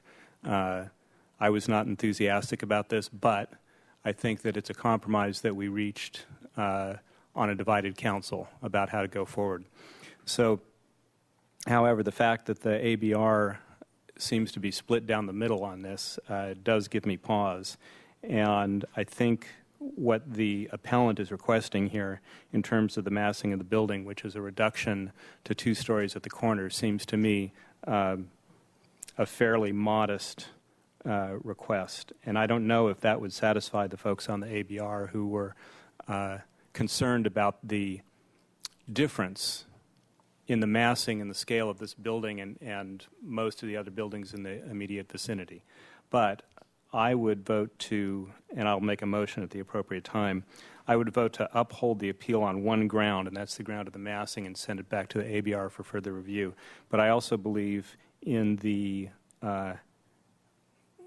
as soon as possible in future AUD projects, we need to make sure that these projects go to the Planning Commission first and get all the parking and traffic and all these other issues that have really never been the domain of the design review boards. Get all those issues resolved early on, out of the way, so that they are not appeal issues and they're not causing unnecessary controversy and not bringing these projects to the council on appeal, so that this process gets handled in the normal way. Mr. House. I believe that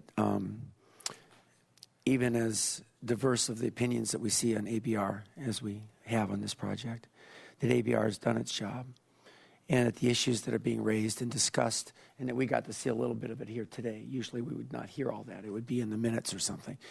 But that diversity of opinion came down to a project that is what ABR's job is to make these as right-scaled as possible and to get the design to be really beautiful and to ensure that the Santa Barbara look and feel is retained. And in this case, as with all cases, but this, with the AUD, we've given some direction that means that when you talk about neighborhood compatibility, there's nothing necessarily to compare it to. It's the first building on the block. It's being compatible with the policy direction of the city for this area. And so that's maybe the feeling, about the need for Planning Commission to really reinforce that. I know that the difference between the first meeting and the second meeting was at the second meeting, ABR staff came and was really careful to explain the intention behind AUD and what it was for. There's a development potential of each of these properties in the area that's covered by the AUD. I'm kind of interested to know what happens to the development potential that's left on the table for each of these properties. In other towns, they actually sell those rights. Those rights have great value because the land is our most precious resource. And when we don't put the housing that could go on that land by policy, by our direction of our future general plan, when we don't put it there, when we take it away, we're not fulfilling its highest potential for our community, and we're not fulfilling on the policy that we as a city council and a community as a whole have intended for that.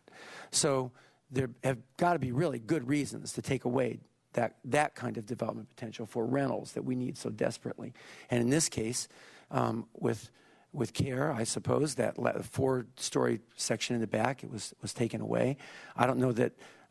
Listening to the comments, I almost think there might have been a couple more votes that could have supported that if it would have taken some relief off of this corner.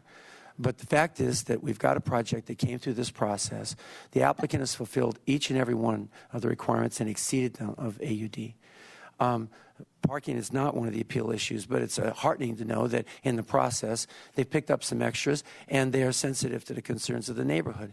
And I do believe that this kind of project over and over and over again, and we don't know necessarily with this applicant, but certainly with the Housing Authority, they're overparked over and over. I mean, it's just unbelievable. It seems so wasteful. Even on projects like the very first Chapala project, you look in that great big empty parking lot that's down there, Burkess's project down there at the end of the street. And honestly, they're not using the parking in these buildings because people just don't need it. They're downtown. They walk to their businesses. They have access. Years ago, back in the 80s, before I moved my enterprise on the other side of over at Chapala and Haley, but before in that early time frame, in fact, if you go back further, there was a Haley Milpas kind of a plan, a visioning thing that went on way before the East Side Study Group. Vince Mandisi and the barber down the street, and everybody got together, and that's where those crosswalks came from at Milpas and Haley. And the idea was that eventually these rundown buildings all along the way would get replaced. And the hope was it would become a viable neighborhood with a mix of apartments and businesses along the way, and it would really claim its own and come into its own. And I think that that's what the general plan is calling for. We've got the junior high right there. We've got, everything is right there. We just need the people. So this is an opportunity to get it right. I really understand the concerns of the businesses that are in the area. I would imagine parking would be one of their highest ones, and certainly noises the noises of the dogs at the clinic. What's going to happen when the neighbors start complaining about that? Because the dogs don't stop barking day and night. And I asked Mr. Pikert about that in his office the other day, and he's reassured me, and he said it again today. They're going to make sure that noise proofing, especially on that side, works. So anyway, I support this project. I don't think we should break this apart like Mr. Francisco is suggesting. They've met these things. ABR did their job. So when it comes back around again, I'll be glad to make a motion to support this, to deny the appeal. Two people wanting to make motions. I'm going to chime in here since you've asked for various comments from colleagues with all the questions. Usually I go last, but I'll go now. A lot of what's been said I agree with in terms of this is new, and I think that's what really the council is grappling with. This is a new process with the AUD, although I have to say there's been a number of affordable housing projects, mostly through the planning, through the Housing Authority, that meets this density, if not exceeds it already. So there are lots of examples of this kind of density and this kind of housing in other places that look beautiful, get awards, that we love, that we look to as models of what, whenever we went through the general plan. And I see this particular project as commensurate with those. 1 block away is the East Beach Collection, which, is bigger units. The design's a little different, but having that 3-story element there is working just fine. I think it actually enhances that neighborhood. Very different than the original project, but I think what's there works well.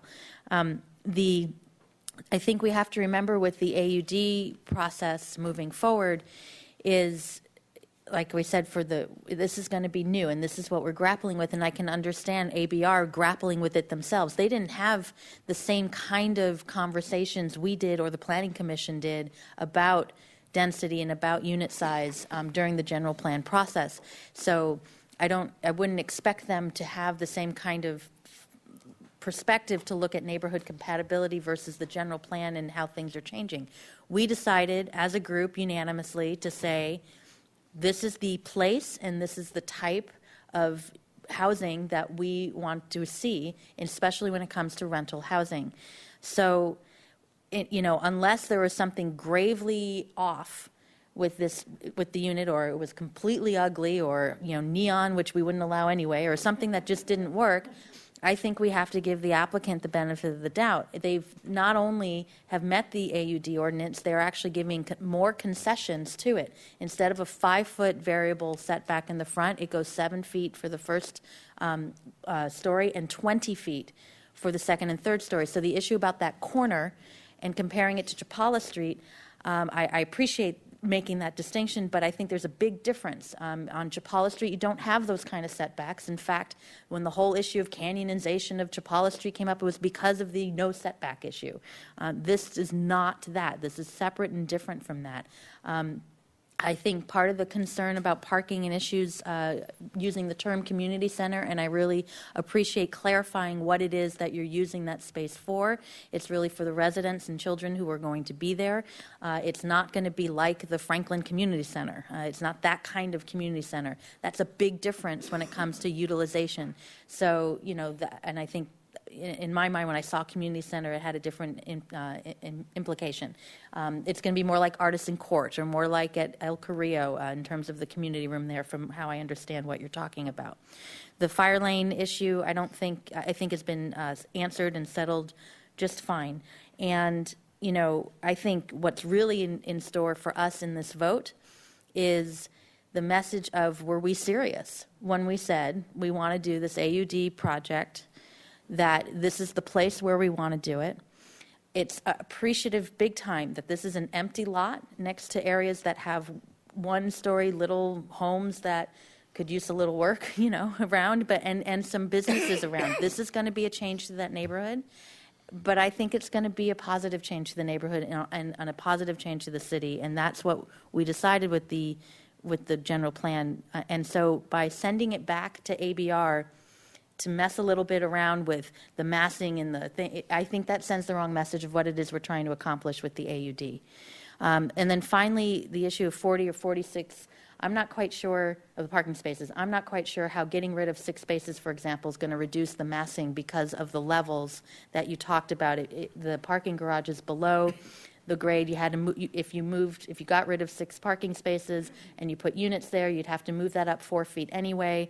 I'm not, so I was trying to get into Mr. White's head about where you were going with that, but I think it would be, well, yeah, I can never get in your head, but, I would say that would not be a compromise worth taking, especially given some of the concerns of this new project in this new area to some of the neighbors, and that might be some, I think, something to accommodate them, which is probably why it's not part of the appeal, because it's overparked based on the ordinance. So I think we should deny this appeal outright. And those are my comments. Mr. White. Thank you, Madam Mayor.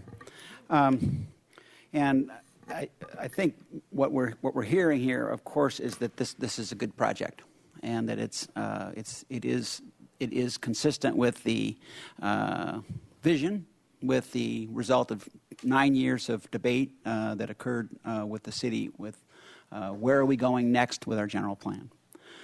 And clearly the point that we're running into again with this project, as with the Arlington project, is the lack of going to Planning Commission is a big mistake. And this project was behind. This was behind the Arlington project, and now the appeal is taking it. Isn't that right? It was approved prior to the Arlington project. Is that correct? Yeah. So it's just the timing on it was just that's why we're here, is that or at least why it didn't go to Planning Commission, is that these are the 2 early projects. They're the forerunners of the AUD, and we're struggling with trying to get the process right and so forth. This project could have, I can say, well, we don't want it to go to Planning Commission because it's going to take too long. Well, here we are at an appeal, and it's equivalent to having gone to Planning Commission or even longer and more difficult. So that's just one step which, going forward, we just need to do as a community, as vetting of projects. And obviously ABR ends up, I call it semi-gridlock. I mean, it's a divided ABR. The comments are ABR is getting into parking issues, which is not their purview. So we're off in that assessment, at least from my perspective, and we're not getting full value. We haven't gotten full value out of ABR on that. My colleagues. The mayor said this is a project that's gotten ABR approval. Well, it could have gotten, if Mr. Witosh had been there, the project would have been a gridlock vote. So what I see, and if I were on the Planning Commission on this project that is coming forth today, I would not have been able to support this project at Planning Commission. So I know that in my role today, I need to back away one step and say, well, now how can I contribute and not try and get into my Planning Commission headspace, but be consistent with the council role here. And the basic piece that I see where the trade-offs have occurred is that we have a long list of developments that have occurred on this project that have that have pushed the development to the outside and have maintained the private use of space on the interior side. And it has resulted in a very strong presence on both South Sepulvedas and on Haley. I know that we're going to have, and also I have to say, I'm recalling that Artisan Court has a 4th story element, doesn't it? No. Doesn't it? Just 3? It's only 3. It's only 3. Okay. All right. But if you look at I mentioned the parking. I mean, I'm not going to try, as the mayor was saying, to say whether that's usable for habitable space or, that's site planning that I wouldn't dare to try to do. But it is 1,000 square feet or more of space that's being allocated to parking that's not consistent with our AUD ordinance. So it's another chunk of enclosed space, as I did mention, and of bulk to this project. We have, it's something on the order of a quarter acre of private communal space on this property. We have the second floor deck. We have the plaza. I don't think I counted the community center there, but it's a lot, and it's obviously we want as much communal space as we can accomplish while keeping the project compatible with the neighborhood. So I certainly am supportive of the concept of as much community space as possible. When I think about Casas de las Fuentes, I see that corner as being kinder to the public and not being proud on that corner. And I think that that's obviously one of the concerns here, even though, as the mayor pointed out, a setback concession has been made. Story poles. I'm not suggesting that we do them now, but I think it's a real loss when it comes to the community having a sense of looking at what a project is going to look like, and whether it's a primitive story pole that's just doing the ridge. We've seen back in the day story pole forests that are obviously, in my mind, went overboard. But I do think that in the future, that at least a statement of something, whether it's the front of the building or the highest point, something could give us a sense of an us being inclusive, an inclusive us. This is now we have these computer-generated perspectives that are not, again, the citizens of this, citizens and stakeholders have not seen those generations. Whereas if there were a story pole up there, believe me, the citizens of this city would have a chance to witness it. So we're accomplishing this project without, I think, one of the key, and we did that on a couple of the big projects on Chapala, where we just said, let's not do story poles, and it was a mistake. So I support Mr. Francisco's proposal to send this back to ABR as long as it doesn't get appealed. I mean, is there a way to do that, Mr. Wiley, so it doesn't come back here? Or is that that's open? Councilmember White, I'm not aware of any way to do that. No, we'd have to change the ordinance. Okay, well, we're not going to do that. Okay, that's too bad, because I don't want to see it back here.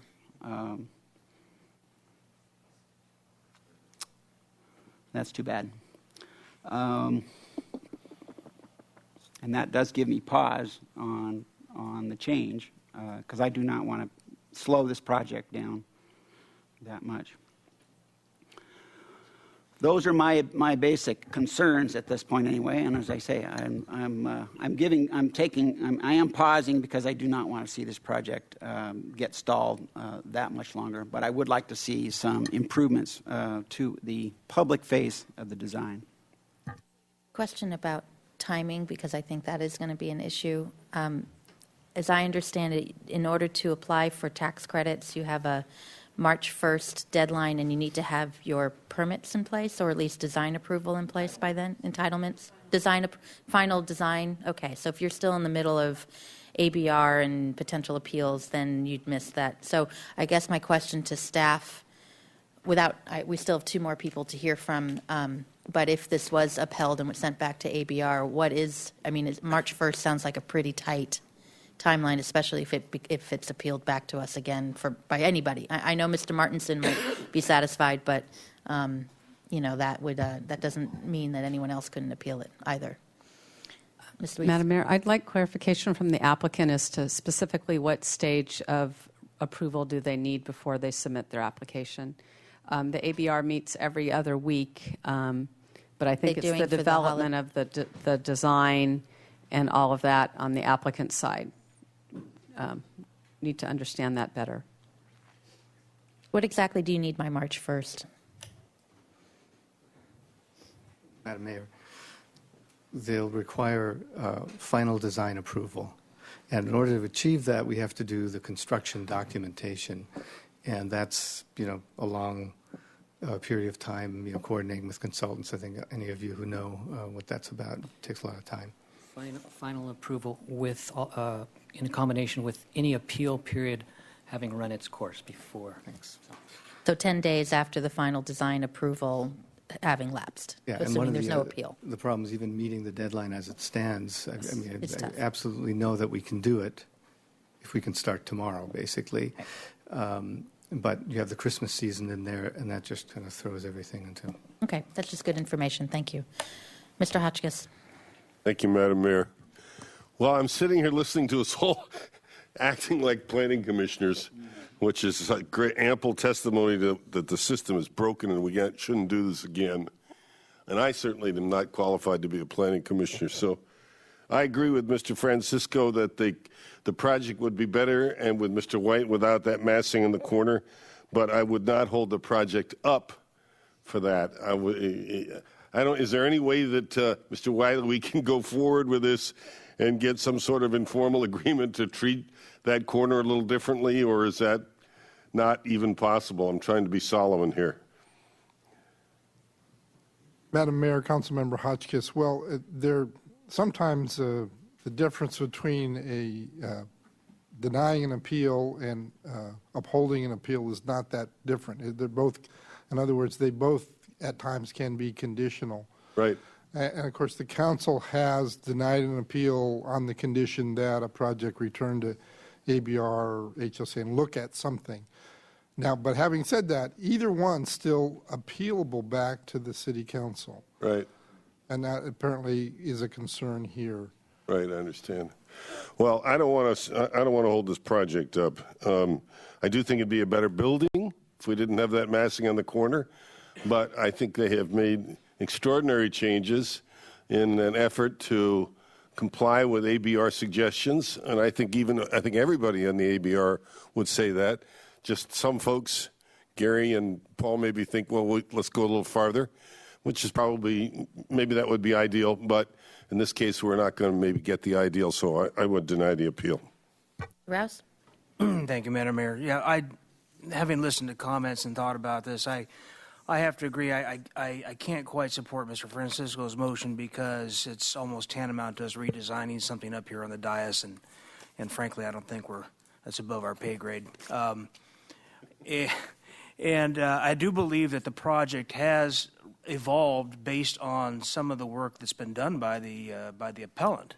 I think it's a better project than it was, but I also want to reassure the community that every potential vacant piece of property is not going to have some monolith plop down on it just because we have this new ordinance. I'm really kind of taken aback a little bit with the direction we've gone these last two appeals, and so I really hope we can somehow get to a better place on our system. But I will vote to deny the appeal.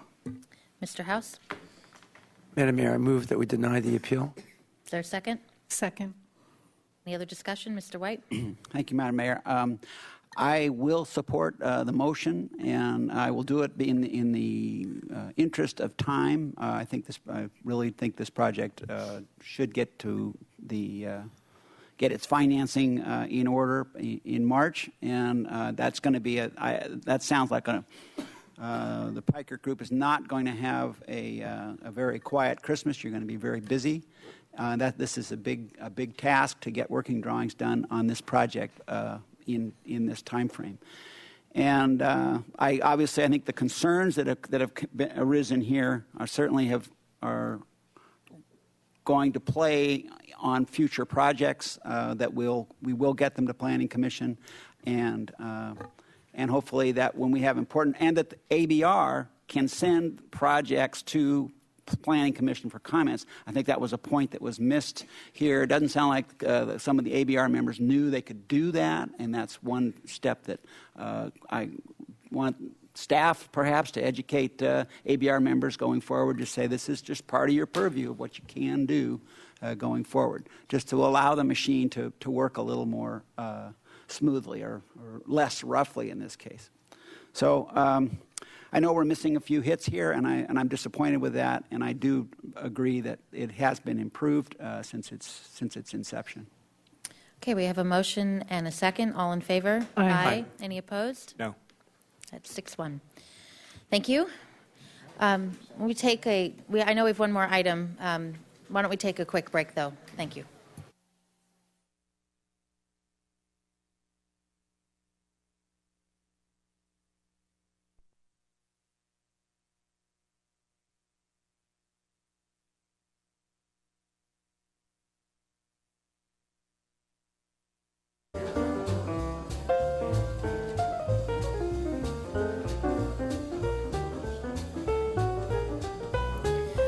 Okay, if we could take our seats.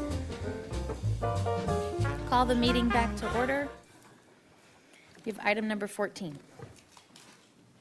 Certification of the election results of the official canvass for the general municipal election of November 5, 2013, including recommendation A, that council adopt by reading of title only a resolution of the council of the city of Santa Barbara reciting the fact of the vote by mail general municipal election held on November 5, 2013, declaring the results and such other matters as required by the state elections code.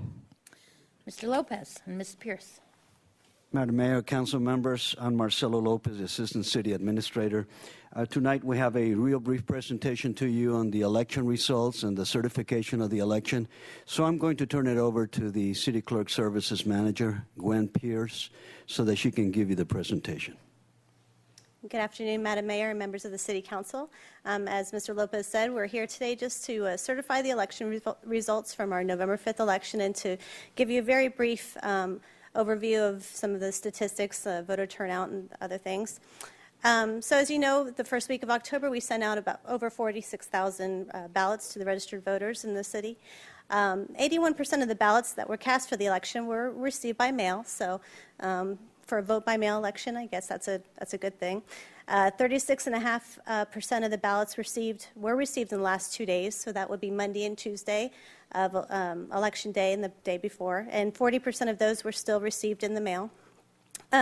We don't have our final election budget numbers yet because we still have some of our larger invoices outstanding, but we estimate it to be less than $225,000, which is well under the $300,000 budget that we had. This year's turnout was 38.3%. It is slightly better than the 37% turnout from our 2007 election, which was our first standalone election. It was a traditional election. As you can see, I have the chart there with the voter turnout for our 4 elections that the city has run. So it's November 5th was the 38.3%, which is a little bit lower than the last 2 elections, but it isn't the lowest since we've started having our own elections. We did a little bit of a comparison of other cities in the state who ran elections on November 5th.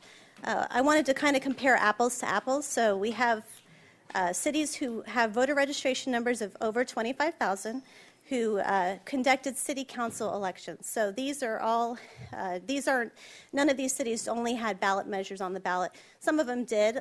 City of Sunnyvale, which also had good turnout, had a very highly publicized gun control ballot measure on their ballot, but they also had city council races as well. As you can see, ours was the only one that was a standalone for a city of our size.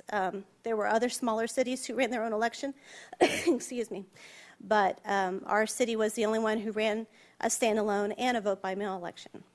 And as you can see, our voter turnout was the highest. Out of all the cities and counties that we looked at, it was quite a bit higher. So there's just a graph that shows... Forgive me, let me ask a quick question, but just to clarify for the public, standalone, you mean only the city and not the city and county are combined with anybody? That's correct, yes. Thank you.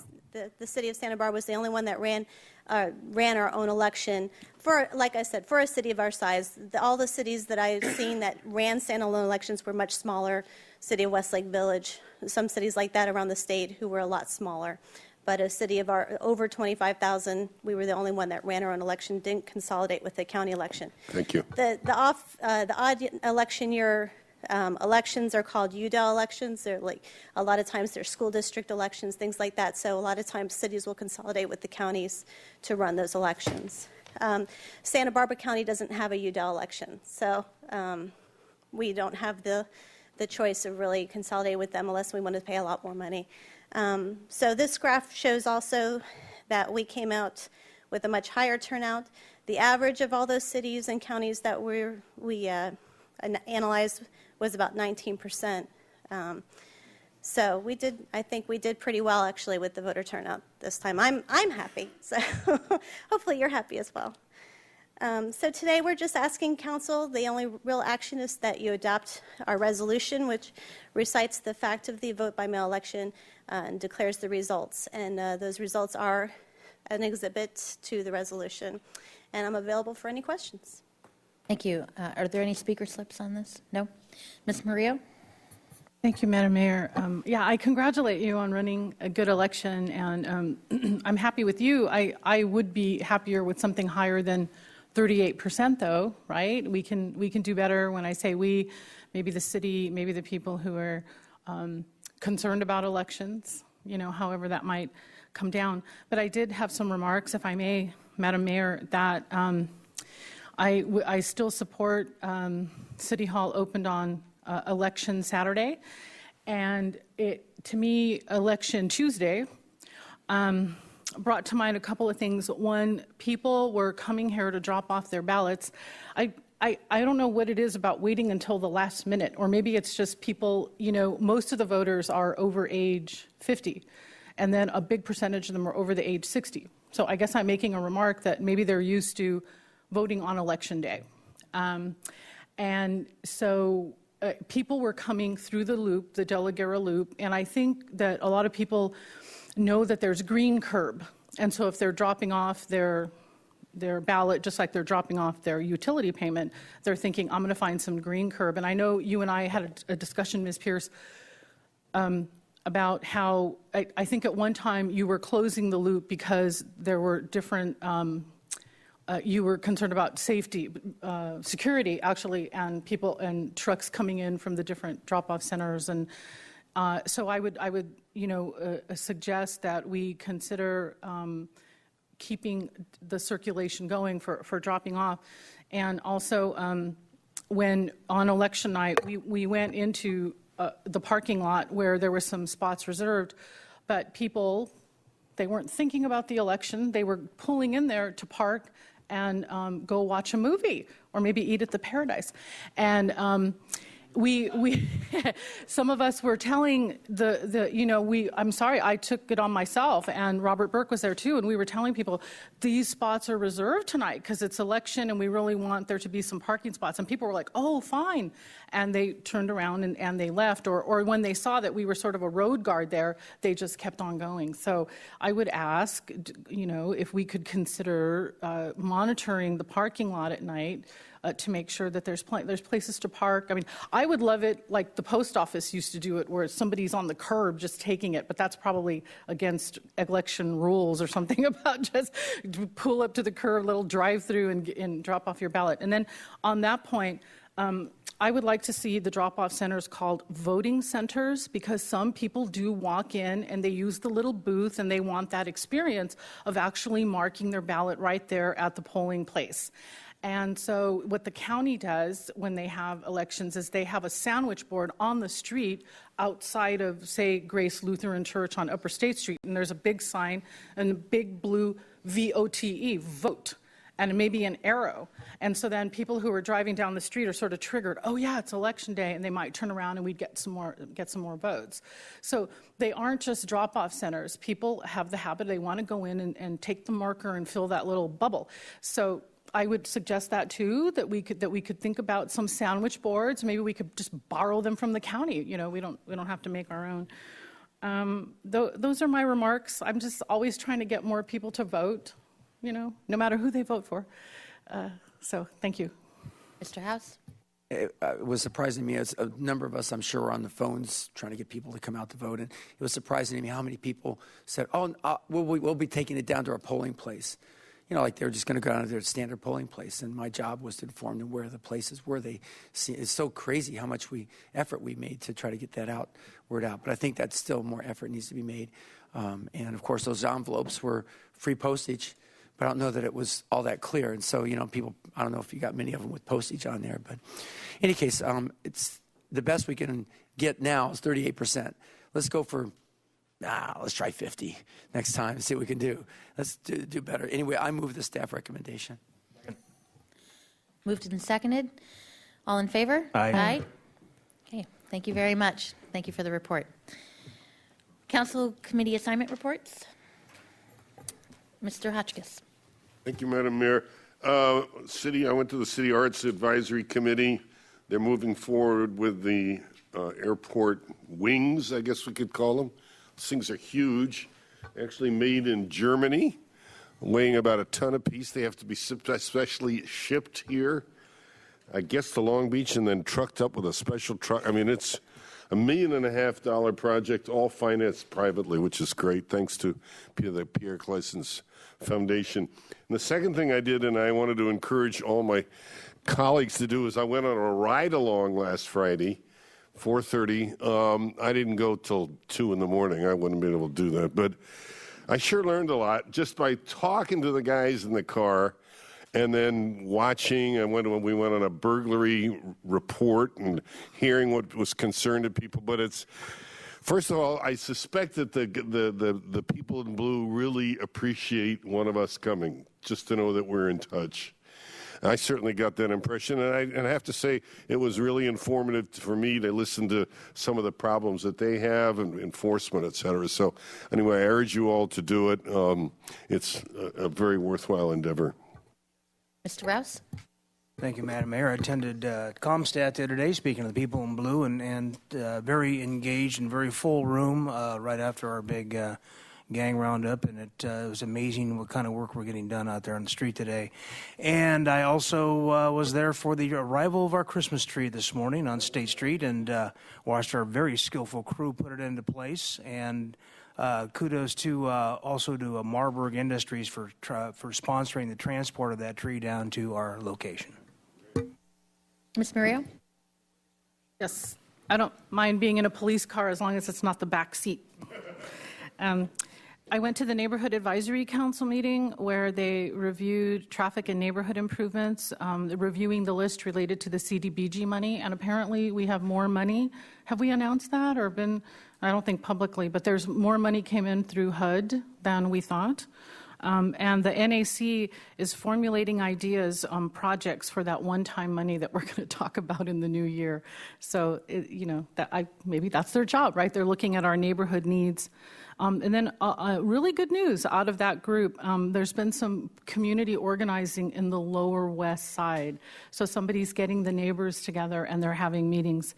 The NAC is going to facilitate that. And they're talking about having meet and greets in different neighborhoods. So that sounds good too. And then just on a community note, I attended the Transgender Remembrance Ceremony last week. It was raining and we had candles, and it was beautiful to remember people who have been killed through hate crimes. But it was a nice ceremony to remember people and to remind us that we need to stay vigilant on some of these our vulnerable populations. Thank you, Mr. House. I don't report every time on the different committees I go to, but I'll just briefly catch up. At the Beacon meeting, which is dealing with beach erosion and nourishment along the coast for the two counties of Ventura and Santa Barbara County. In our meeting, last meeting, we discussed the opportunity to possibly be the organization that maintains enhancements to beach access between here and Ventura that are associated with the Highway 101 HOV lane project. And there's a number of things that are pretty interesting in that area, and also some other issues having to do with Port Hueneme and their troubles down there. Community Action Commission continues to come up the impacts of the sequester and the funding cuts from federal government. I keep reporting on that each and every time, but it's pretty dramatic when you see the families that are affected directly by those by the funding shortfalls that are coming from that. And a visit Santa Barbara, I don't know if I mentioned it last time, but when we had that meeting, but Scott Reedman came from the waterfront and talked about the cruise ships. He took lots of questions, very interesting and very energetic support for the idea, but also looking for that right balance. Mr. White?